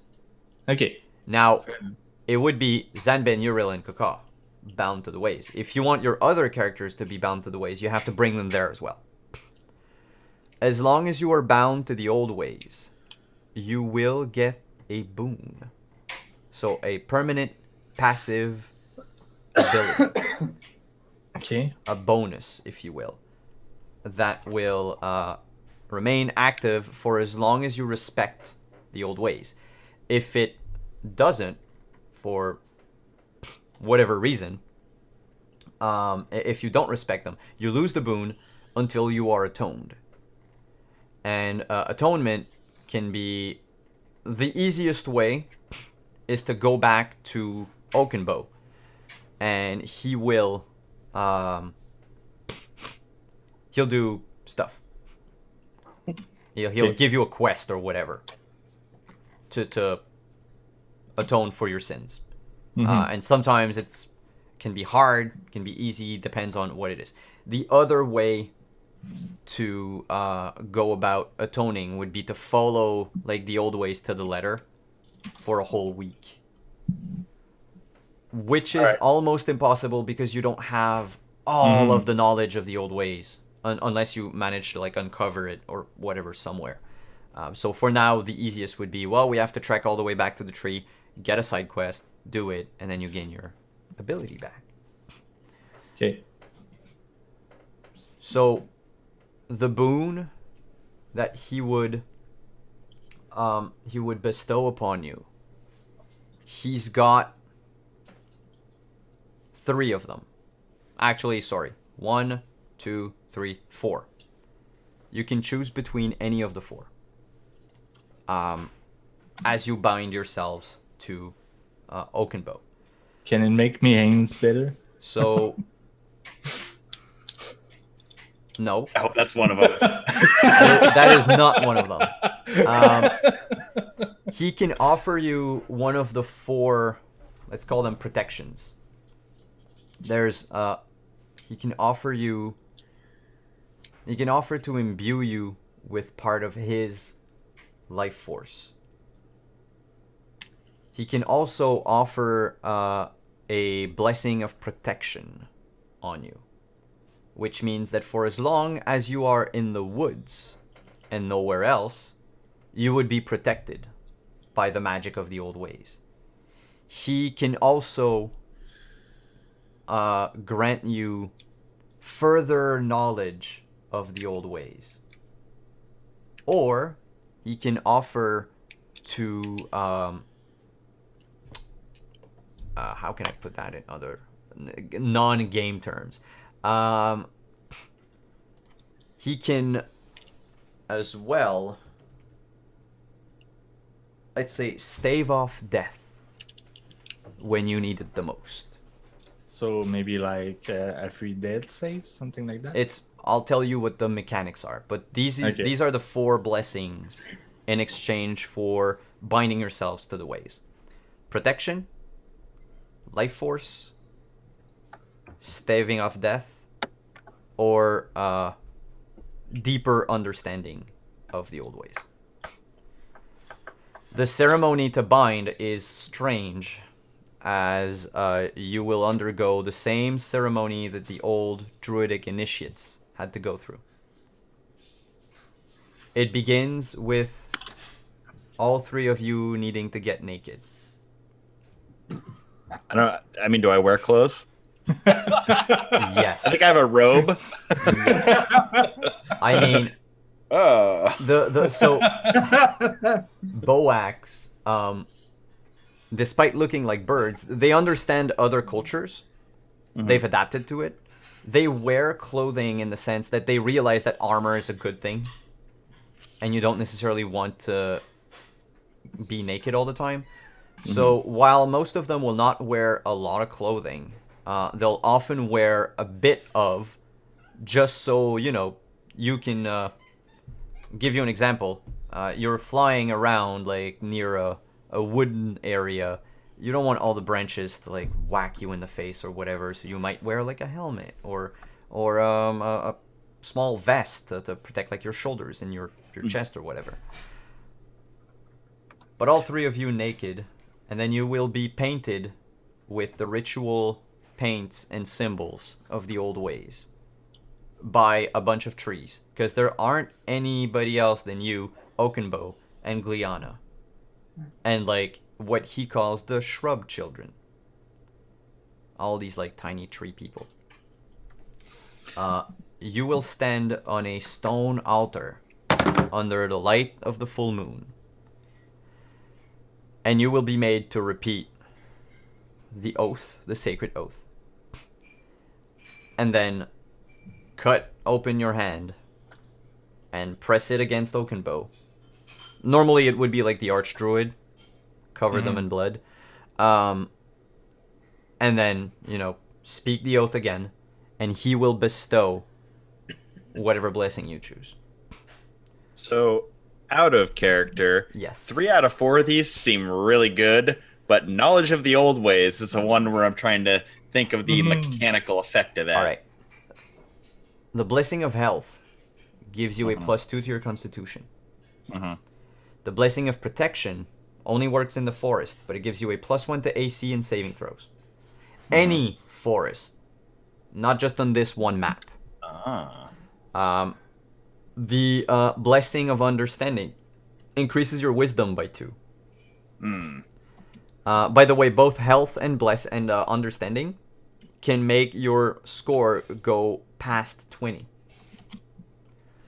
And the other one, the staving of death, is the same as a periaptive wound closure, meaning that as soon as you go down to 0 hit points, you stabilize instantly. However, it doesn't do the rest that a periaptive wound closure does, like double healing on short rest and shit. It's just you fall unconscious, you do not die. But that can only happen once per game session. Okay, I was typing something. Can you repeat what the life force do? It's +2 to your constitution. Okay. So theoretically, like +1 HP per level. I see Jeff's face suddenly lit up. Oh, interesting. He's like, yeah, I'll bury some dead. I need HP. So yeah, in exchange for that, it's bury your dead, and let nature take its course. So do not attack beasts unless they attack you. That's if you, so always, if you get into a fight with them. If you're hunting, like foraging for food or whatever, that's fine. Like, you guys can still forage for food. I'm not gonna make you go, you have to wait until that bunny decides to attack you. No. But if, let's say, you were fighting a pack of goblins on their wolf mounts, can't attack the wolves until the wolves actually try to attack you. Okay. So, but if I'm flying in the air and they can't attack me, Then you cannot attack the wolves. great. No, so let's say like, oh, a bear's hunting me, and I'm like, can't hunt me 10 feet in the air. Does that negate the? So, like, the whole thing about the bear letting it eat you, that's if you were an actual druid. He doesn't ask you to do that, because that would be somewhat ridiculous. You don't have all the powers that the old ways, like Oakenbow does. No animals are going to attack Oakenbow. In Age of Arcana, the follower of the old ways is a cleric domain that we haven't. It exists, but we're keeping it for later, because I need to go through a few iteration. But there's basically, like, I think their like second level ability is animals won't attack you, unless you provoke them. So like you're safe. You can keep your oath without dying. No, basically it's just if there's a beast or a monstrosity, I should say, as long as it's natural, and let's say you encounter a manticore, you can't attack it unless it tried to attack you first. And by you, I mean you personally. And I can't like provoke it into attacking me, I'm assuming. I stumbled onto its nest on purpose and I took one of its eggs. No, that's fine. Ah. Because the natural order says the manticore wasn't there, a predator came by, stole an egg. That's fine. Okay. But what you couldn't, like, what would be frowned upon is like standing in front of the manticore and like actively provoking it. Like throwing rocks next to it, or like slapping its face, as long as you don't deal damage. Poking it until it bites your hand off. That's basically what it is. Okay. So like I'm not going like full on old ways, because it would make your characters like nigh unplayable in a game that's where you're surrounded by wilderness and shit. But like those two things. As far as creature need to attack us, does that include like intelligent creature? It's like monstrosities and beast. And monstrosities, I'm putting like an asterisk next to it, because it really depends. If I don't tell you right away, you can ask me like, hey, under the oath, like, can I do something? And I'll tell you. Because I'll give you an example. A centaur is a monstrosity, but it doesn't count as an animal for the old ways, because it didn't exist back in the olden days. Okay. So to them, it's like, no. Centaurs are like mutated humans. But a griffin would count as an animal. And oddly enough, a unicorn is a spirit creature, not an animal. All right. So yeah, same goes for Gliana. Like, Gliana is not an animal. You would respect her as another follower of the ways, but if you want to whack her dead. So stave off death when you need it most. So when I go down, it'll like bring me up once per session? No, it just means that you're automatically stabilized. No need for death saves. which can be a good thing if you have someone to bring you back up immediately. But yeah, so it does that, and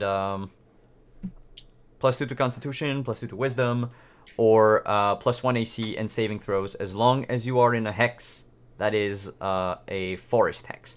So you can see them anyway. They're on the map. You notice like the dark green. So there's plenty of room for that.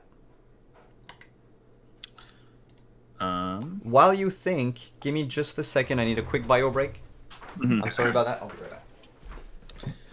I'm getting the life forces.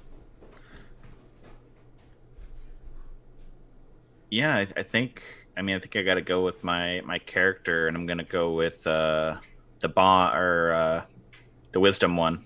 Because one of my bonds is I'm still seeking enlightenment. I pursued in my seclusion because I was a hermit background. That's where I learned all my magic and stuff. So I think I gotta go with that one.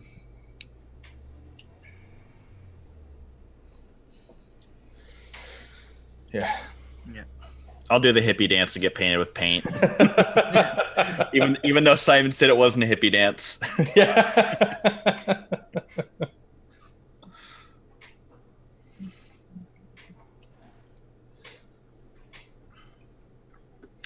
Because I think whenever if Kaka levels up, I think I'm going to take the healer feat.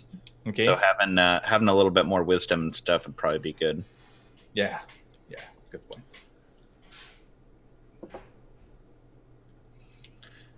Wish you could increase my intelligence. Tree can't make me smarter. Darn it.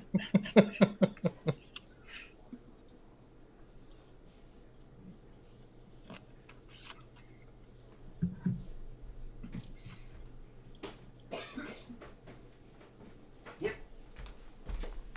All right. Sorry about that. Did you guys think of the boon you wisheth to get? Yes, I'm going to go with my bond and seek more knowledge of the old ways. All right. Your wisdom increases by 2. Similarly, your wisdom would go down by 2 if you were to act contrary to the old ways. How about you, Zanben? I will go with the life. So you want to get a +2 to Constitution? Yes. Your Constitution goes up by 2. Your max HP goes up by 1 per level. Solid call, Zamban. So what's your HP now? How much are you at? I'm life 3, so it's 16. Well, from 13 to 16, you look more fit for a 3rd level character. And Uriel. I take Constitution also because I'm scared to die. All right. So does that mean I do +1 for each of my levels? Since I get each level you already had. So I think Uriel is level 4. So it goes up by 4, and then from this point on, when you level up, you remember, guys, if you lose your Constitution bonus because you acted not according to the ways, you will lose both your max hit points, but your current HP will go down by that same amount, which means it could potentially kill you. Yep.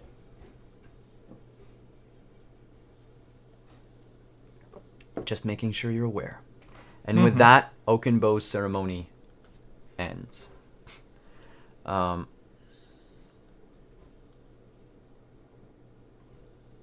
Gliana will leave.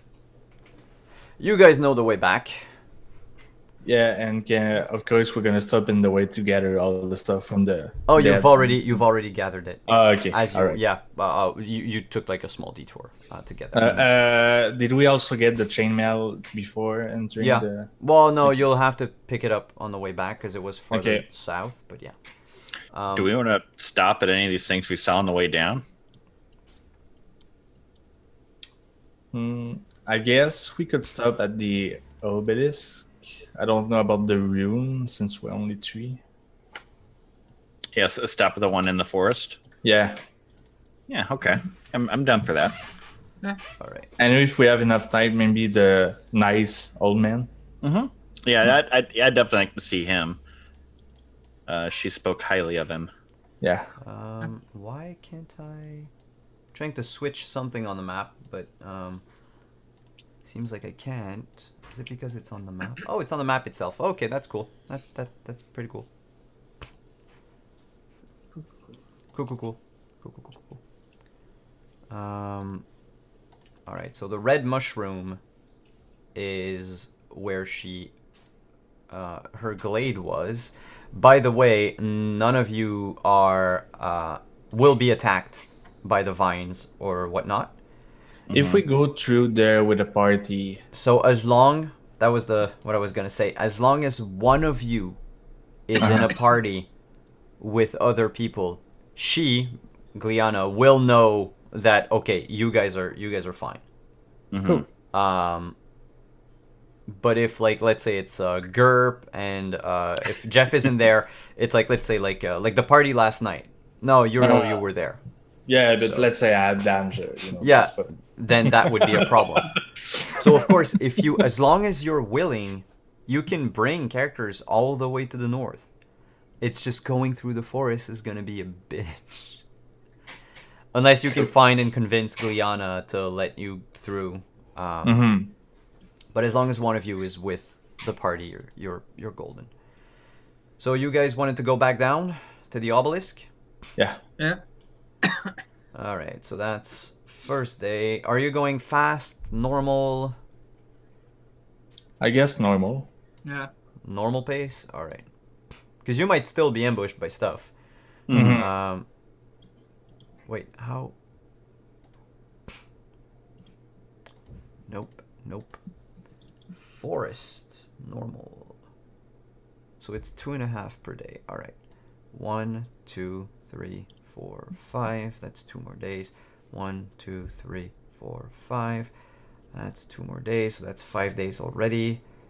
1, 2, 3, 4, 5. All right. It takes you 7 days to get to the obelisk. And that's going to be a lot of roll at the end of the game. 9 rolls so far. Because you never stopped to forage with her. You went fast paced. Okay, yeah. She was right. feeding you every day. I'm gonna need anybody among you, but I need 5 d20 rolls, please.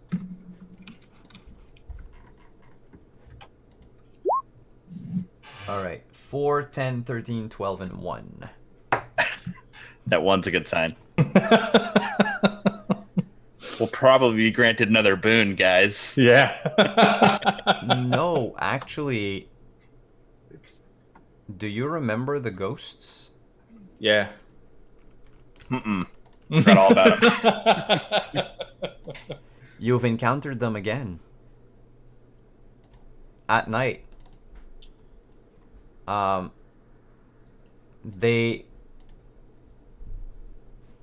What's strange is that they weren't going north. They were going in like a sort of a circle pattern. Like they were patrolling the area. And at some point in the night, they saw you. And they stopped. And they just looked at you and waited. And waited. And then they left. You think that they might have tried to communicate but are incapable of? Well, since they're no, they only talk the old language, right? Anima. Well, Yeah, well, actually, in their case, you're not sure. Mm. That's the thing. Because they could be speaking Larial, but they didn't make a sound. Mm. So it's sort of hard to know. Okay. And while it is, again, 3 soldiers, they were not dressed the same. These ones look more like rangers. Okay. That's all. Cool. We will probably be okay. I trust you. A few hours after dawn the next day, you I'm very reach- wise now. See, this might be a good boon for GURP as well. You reach an obelisk.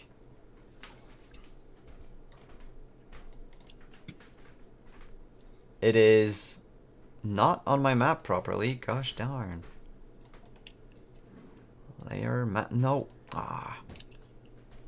Events. No. Okay. Map layer. Thank you.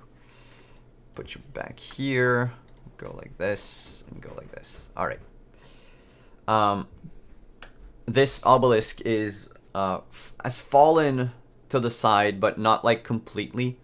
There's a tree that sort of grew out of the ground and the obelisk. It twisted its roots around the obelisk and it's now resting on it. It's covered in moss, but it looks otherwise a lot like similar to the one you found to the south.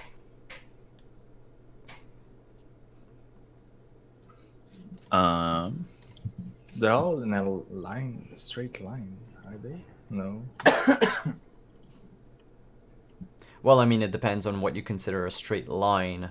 Yeah. If you're looking just at the X's, the hexes, it might not be exactly precise. But that could be. There could be a pattern.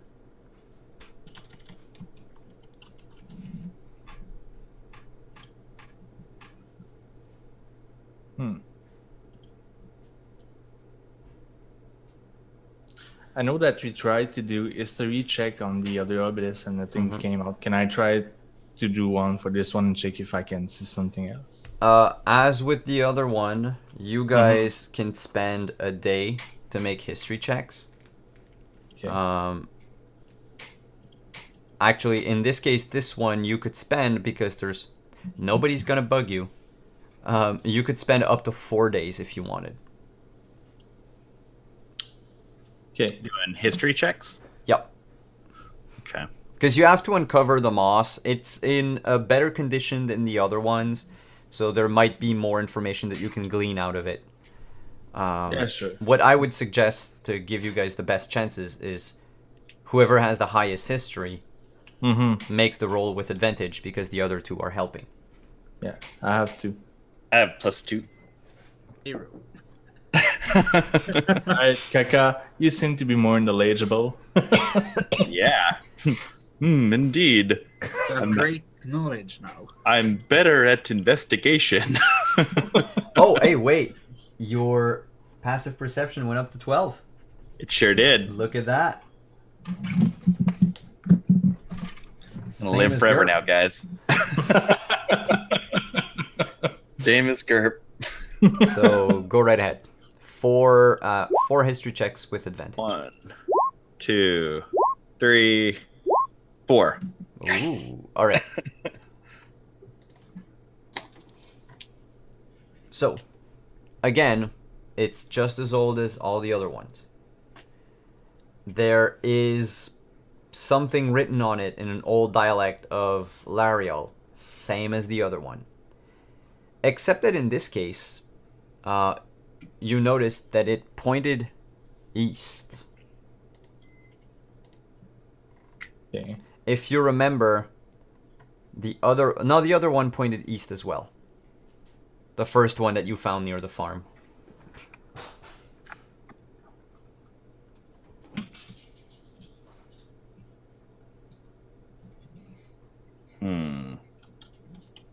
Okay.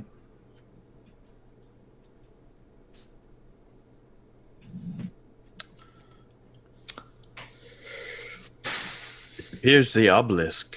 Points east. For whatever that means.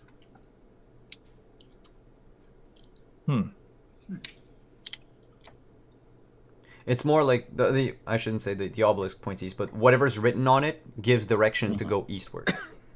Okay. Huh. All right. But I find it strange that they're so dispersed and all of them are pointing east. Well, so far, 2 of them were pointing east. The third one Yeah, to the south. to the south, yeah, pointed to the south. Oh. Or did it? Give me a sec. I think you didn't roll high enough on that one to know. I don't think we investigated it enough. Nope. No, you guys stayed like barely a day. No, the one to the south, I see it now on the map. I didn't check it, so you didn't get to know the direction for this Okay. one.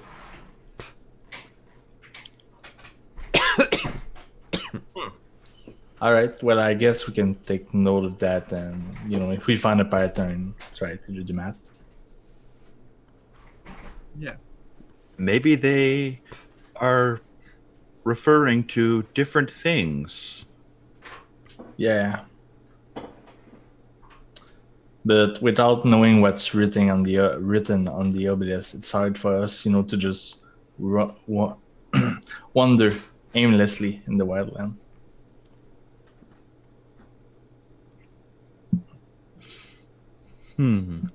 Shall we continue on to the nice man? Yeah. Yeah. Yeah. Yeah. So All right. 1, 2, 3, 4, 5.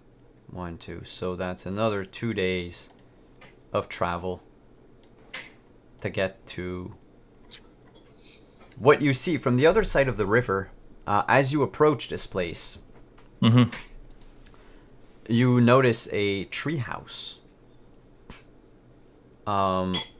And there's even a small like dock that goes into the water, upon which is tied a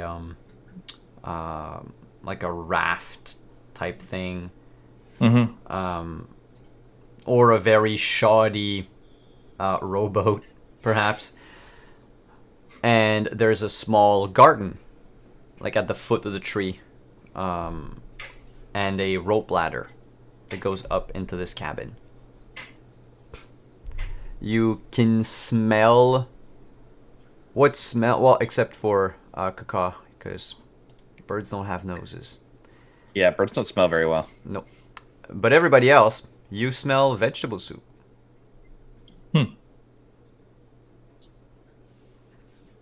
Can we cross the river safely?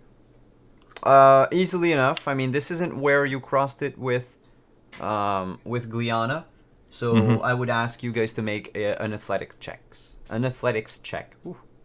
Since I have my health plate and mine disadvantage. No, actually, Okay. we're not in the in 3rd edition. It's only on Okay. stealth. Can I fly across? Well, yes. you don't even have to bother. All right, you did. And Zanben, are you crossing the river as well? yeah. That's all. I'm gonna do my athletics check. You guys ford the river. Backstrokes easily. across. Yeah, it's like perfect dive. 10 out of 10. While you, Kaka, do you fly up to the cabin right away? Or No, I just fly across to the other side and wait for everyone. I forgot to ask, did we get our weapon back? Never. No, yes, you got them. I'm sorry. I was like, great, she'd keep the dagger. I'll get another one. Yeah, in your case, you don't really mind. Yeah. But yeah. So, you go. Is any one of you going up the rope ladder? I'd like to call up the rope Yeah. ladder. All right. What do you say? Hello, nice man who lives in the tree. Gliana told us about you. You hear a voice, a shrill voice coming down from the cabin and says, Gliana? I ain't no any Gliana. Go away.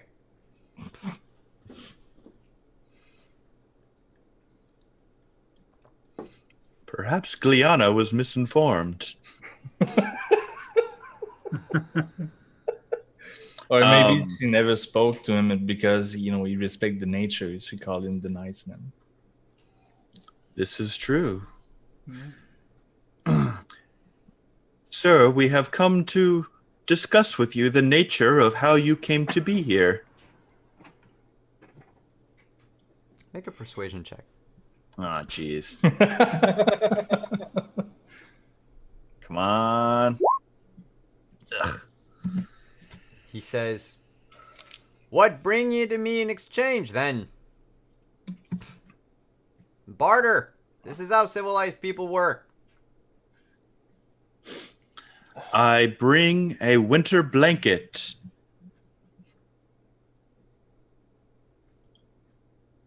He pokes his head out of a window. And you notice this Radagast-looking old man. His beard just a tangled mess of hair and knots and like twigs. He's completely bald, shaved bald, but he has like thick, bushy, grayish eyebrows, a wrinkled face that's like been turned almost brown because of the sun. He has like these two piercing red eyes. Is he human? He is human. You don't know where he came from, because I mean, anybody living south of the Wildlands, they have a darker skin tone, and they take the sunlight much better than people from the north, so they don't tend to tan or anything. But this one, it's like his entire skin was, well, you know when you abuse of tanning beds, Yeah. and it turns like this sort of like hardened Leather. brown leather, yeah, leathery skin. That's sort of what he has.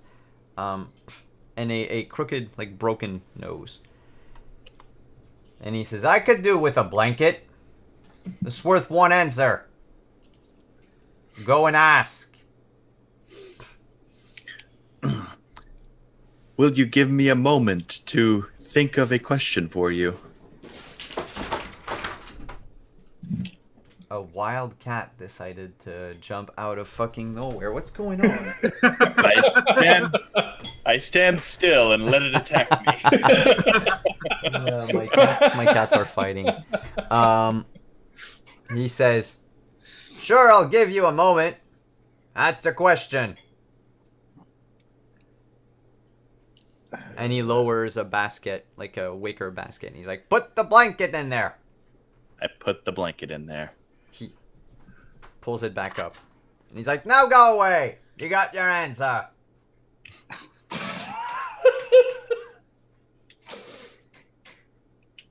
I look at the other two members. Is there something I could perhaps help you with to gain more information about you? He lowers the basket again and just says, Guys, do you have anything to put in there? I'm checking. Let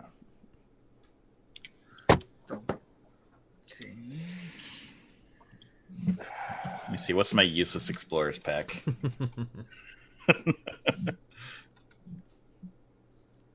I guess I can put some. No. I'm going to put a ration inside of it. He just says, "I grow my own food." I take it back. I can give candle if you want. Not bad. How many candles you put in there? Like 3 candles.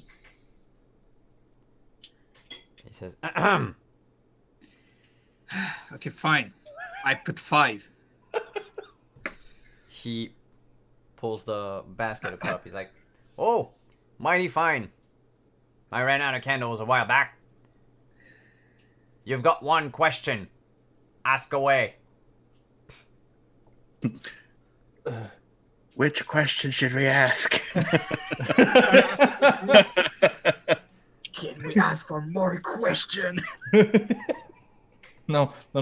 What if he just says no? God dang it. You're right. maybe whether his name or how long it is. I don't think knowing his name would Yeah. help us. Really helpful.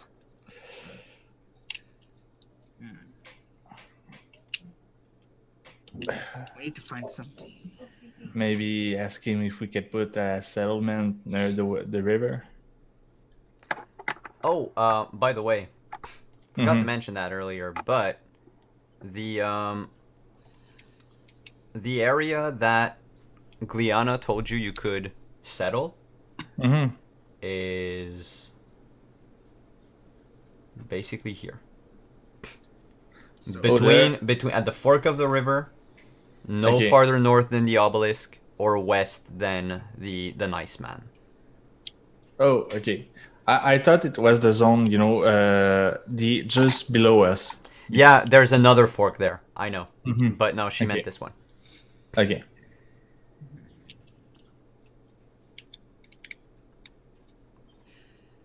we still need to find some question. Can we ask him if he's a wizard? Say no. We just Uh,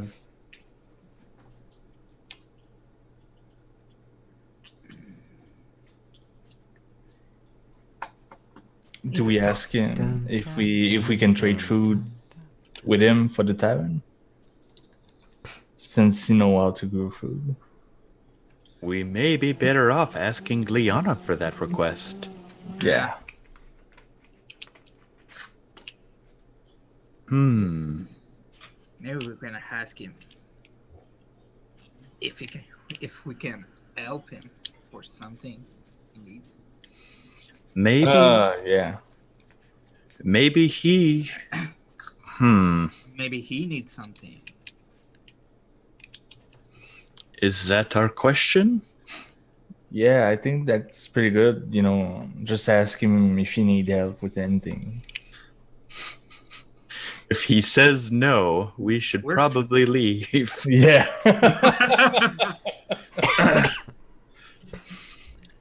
Nice man who lives in the tree. Are there any tasks we could help you with? To improve relations. Yeah, I just had to go through my notes. 2 seconds. Don't laugh. There's you don't know how many pages of stuff I have. Is that the one? Oh, it's all right. I'm just imagining the guy just like, wait, I'm checking the script. What's my line? He says, "Oh, you're helpers. Yeah, you can help me, all right? I need a thing." Could you describe the thing more? Yes. Come on up. I fly up. I tried to. He says, climb "Oh, fancy." it. Is there some way to climb it? Yeah, like there's a stair- rope ladder. Okay. that you can Do I just- have to do a rope? No. for You that, guys or- don't. You don't need to roll to Okay. climb up a ladder. All right. You fall and break your neck and die. There's a spike trap at the bottom. No, Alright. you go all the way up, and you enter his hut, which is a very tiny, one room. It's 5 by 5, basically. But looking around, Kaka, you notice an incredible amount of magical paraphernalia, spell components. Though most of the spells don't require components, but those that do are there. And actually, there's a sort of a disused alchemist kit, portable lab in there. A small cot on which he sleeps, a tiny table that's more like a bigger chair, basically, and a stool. And so you come up, you crowd the hut, and he's like, "I need something, all right? I've been needing a flower for a long while called the Morphe flower." I'll put that in chat. The Morphe flower. Do you know whereabouts it grows? Grows north of here. Middle of the forest. I can't do it anymore. Can't go fetch it. Place too dangerous for my old bones. I would welcome the help. I don't know where you appeared from. But you're quite a boon. Quite a boon to me. Are you an alchemist? What now?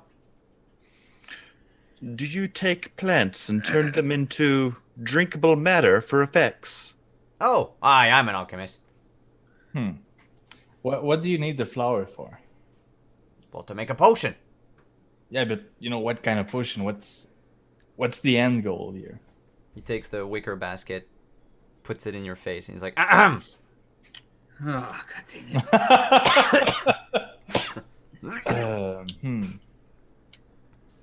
Can I put myself in the basket? You don't know what's gonna happen. You want to give yourself to it? I'm your slave now. I'm just kidding. Can I alright. do a persuasion check to? Sure, you can try. I mean, he can have it. I I'm don't need going to know to what charm potion he's gonna him. make. I'm going to charm him. I'm going to charm him to get my answer. All right, Zanman will try persuasion first. Yeah. Oh. Wicker basket. All right, and I need to make a. It's a wisdom save, right? Let me check. Don't make this guy upset. He could give us like healing potions and stuff. It doesn't say that. You have to get check or anything. Oh yeah, no, but it's like it's charm person you're doing, not friends, right? No, charm person. Charm person. All right.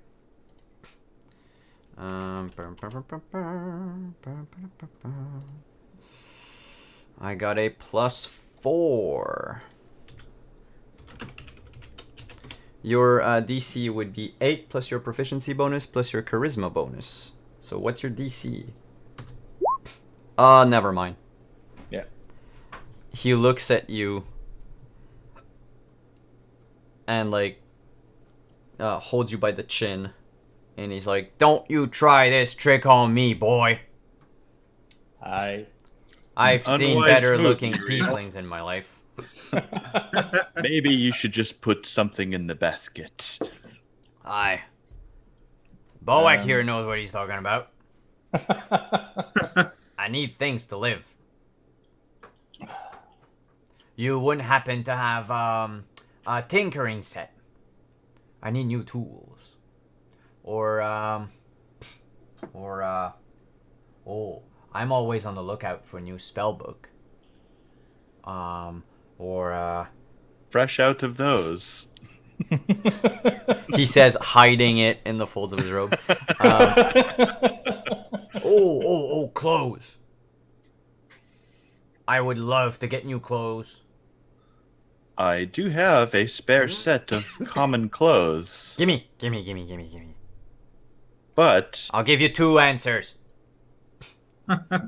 knowing the nature of the potion you intend to make does not interest me. Well, you still get 2 answers. If you want. If you give me the clothes. Gimme. I'll give him the set of common clothes. You have never seen a guy, an elderly gentleman, get naked and change as fast as he just did. And he's like, oh, and he just flings his old clothes out the window. And he's like, oh, finally, it's been 50 years. I'm asleep like a baby tonight. That's great for you. What would you be willing to trade for the potions you make?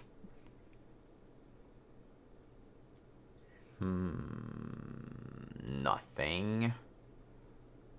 If you bring me more than 1 flowers, we can probably come to an agreement. But good luck. I need 1 for me, that's for sure. Anything else we can... And he shakes the wicker basket. Barter. You notice there's a small statue. It's like under his bed, but like the more time you spend here, just looking around as you're talking, you notice it's a small bust of the god Antonac Maxwain. Not a god, a saint actually, so like a demigod. Maxwain used to be a dwarven banker and economist. Mm-hmm. He basically invented the whole like mercantilism thing. So he seems to be a big fan of the god of mercantilism. If we were to bring you on our adventures herbs and plants that we find, enough for you and maybe some extra, would we be able to come to an agreement on getting potions? Oh, gods be damned. You escape city life for a century, and here I am in the middle of nowhere getting bothered making potions again. What is it? You got, like, anal warts or something? That's what you want cured? Maybe. Is that because you need a cream for a rash? Or, like, a potion to make your libido stronger? Is that what you're asking me? Wait, do Boax have libido?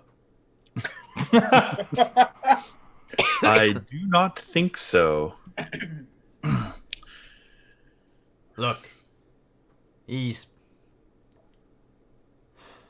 basic creams and such, they're below me. I don't make them anymore. What about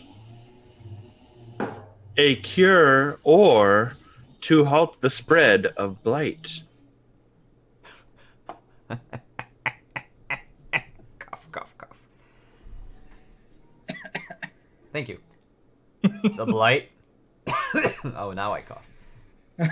The blight can't be cured, boy. We all know that. What about halted? Huh.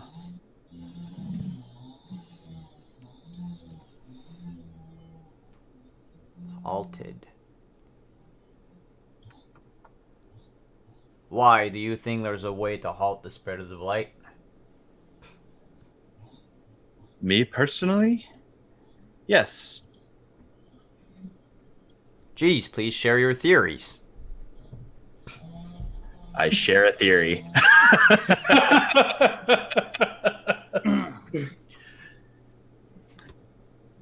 Any disease we have come across thus far either has a cure or a halt. Just because we have not found one for the blight thus far does not mean there isn't one. As far as I can tell, it is a disease like any other. We just haven't had the right components to halt or cure it. He says that you're right. But what you're saying is anything that's already been tried. Most of the alchemical potions, like restoration, they don't do a thing. I've heard rumors that they can work if ingested within the first week. The problem is, first week of blight, you get no symptoms. Soon as start getting itchy and the holes start appearing, that's when it's too late. I would love to find a way to be the one to stop the blight, but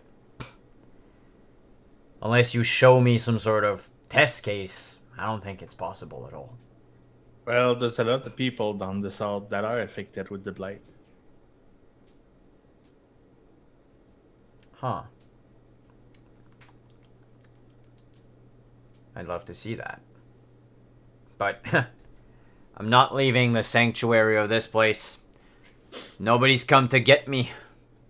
Not even the goblins and the filth that lives in the Badlands. I'm safe here.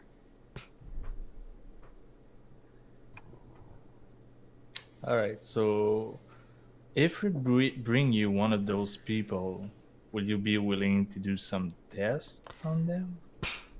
Would you be willing to risk your whole life getting blighted to bring me a test subject? If you tell me yes, maybe. Well, the answer is yes. However, I'm not getting any near any one of you, even the test subject, because blight. Mm-hmm. You need This to bring them would in a have- cage or something. This would have to be done in secrecy, for I feel others would avoid us as well. Yeah. Oh, hi, completely. Believe me, if word of the blight spreads and you see even one person scratch their neck or whatever, you're done for. It's the bonfire for you.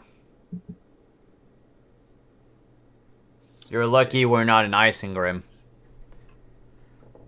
They were hit pretty bad with the plague. Now they just burn people for scratching their arse.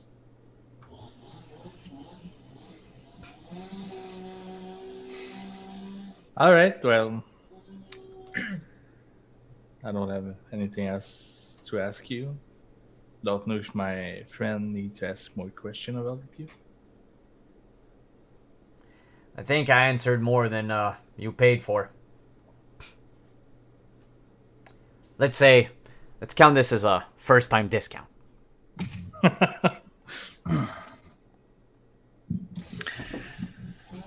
We shall bring you more clothes in the future.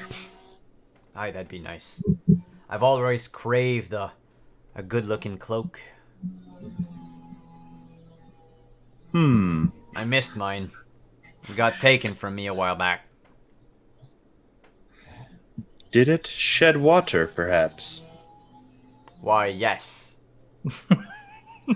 Magium sprinkled on the threads themselves. Keeps you warm in the winter. Don't need no filthy winter blanket. And then, well, of course, protects you from the element. I wouldn't make anything less than that. I was there when I believe at one point one of my companions found such a cloak. Really, I got mine stolen about a year ago by a bunch of bandits. They knocked me out cold as I was looking for food around. I actually got woken up by a deer. Well, I know where your cloth is. Where? Where is it? Up north with the humanoid. Those goblin thing, bugbear in the north. You mean the hobgoblins? Yeah. The bugbears keep to the south. There's like a turf war between them. And then you got the goblins. They just go to and fro. They change allegiances. It's a mess. Now, I've seen my share of them over the years. It seems like every winter, they come farther south. They've taken over all the old dwarven ruins in the woods.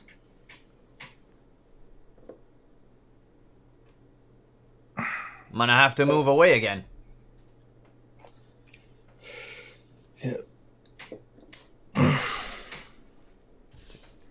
Can't escape the bullshit. Can't escape the war. When's a guy gonna get his piece? I believe the answer to that question is when you are dead. Is that a threat? No, by no means. Just an answer to your question. Yeah, but I can't die yet. Too many things to do. All right. Well, that was fun, and I go out and climb down. Climb down the ladder. Yeah. Before I leave, if we get you this flower, do we get anything in return? Knowledge, perhaps? Aye, I can share some knowledge. You look like a learned individual. Don't think I didn't notice your notebook. I got a few of mine. Stashed away, of course. As you know. Any good wizard isn't gonna walk around with all of their knowledge on themselves. A fire spell can quickly go wrong. But you know that, don't you? I nod. Yeah. Flower for knowledge. And if you bring me more flowers, we'll see what happens. But I don't make no kooky ointment. I make good stuff. Expensive stuff. I nod or bid farewell and fly down. Aye. Well, isn't that convenient? He turns to Zenbed. And you? Why are you still here? I don't know.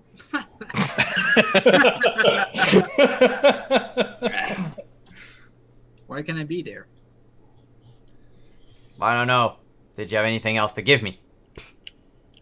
Shake, shake, shake. Nah, unfortunately, nah. Well, your two friends have left. Ah, okay. You might want to leave me to my own. Yeah, I don't want to be like you. You mean intelligent and a genius? Yeah, exactly. Yeah. That sounded like Gerp for a second.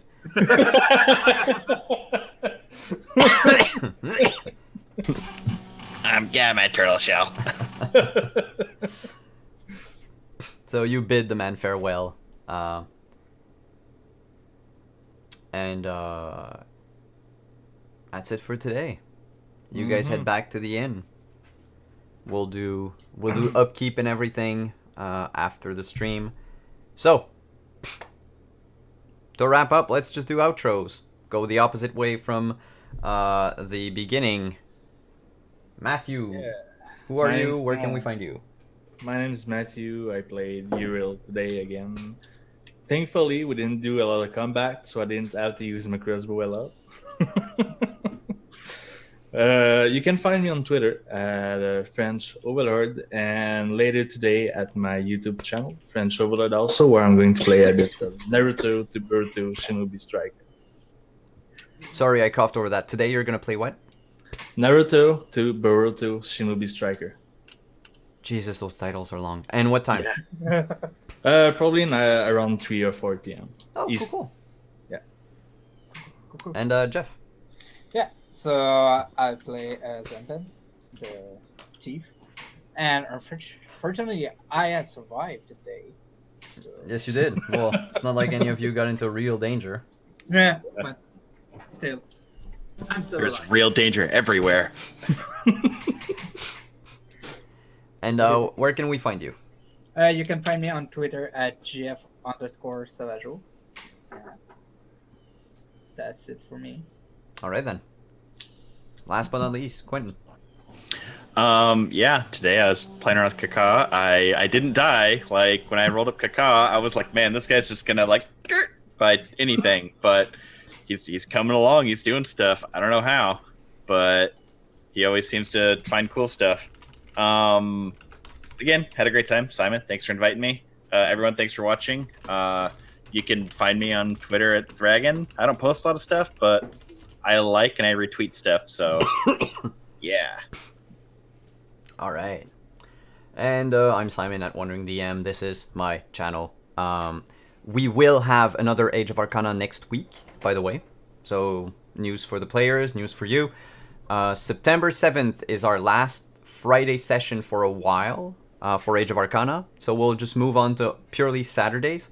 We'll do from 11 to 2:30. And I'll check with my schedule, but we might even do 10:30 EST to 2:30 EST. So have like a whole hour more of play, since we're going to be playing once a week for a bit. And then on Tuesdays, so this coming Tuesday is the finale to Star Wars Points of Light. Finale of the first season, I should say. And then we're picking back up after. And then on Fridays, starting on September 21st, you can find me on Straticus' channel, Straticus Academy, for a 6-week-long campaign of Lady Blackbird. And then on alternating Fridays, on this very channel, we'll begin our Witcher RPG campaign. So, thanks everyone for coming. I think that looking at the chat, so Kaka voted for himself, of course. Uriel voted for himself, of course. But, Zanben is giving Kaka inspiration. So, Kaka, you win. You get inspiration. Thank you. And the old man has all the inspiration in the world. And all my stuff. So, thanks everyone for coming. Have a good rest of the weekend. And we will see you again on Tuesday. next Friday for Age of Arcana. Bye, everyone.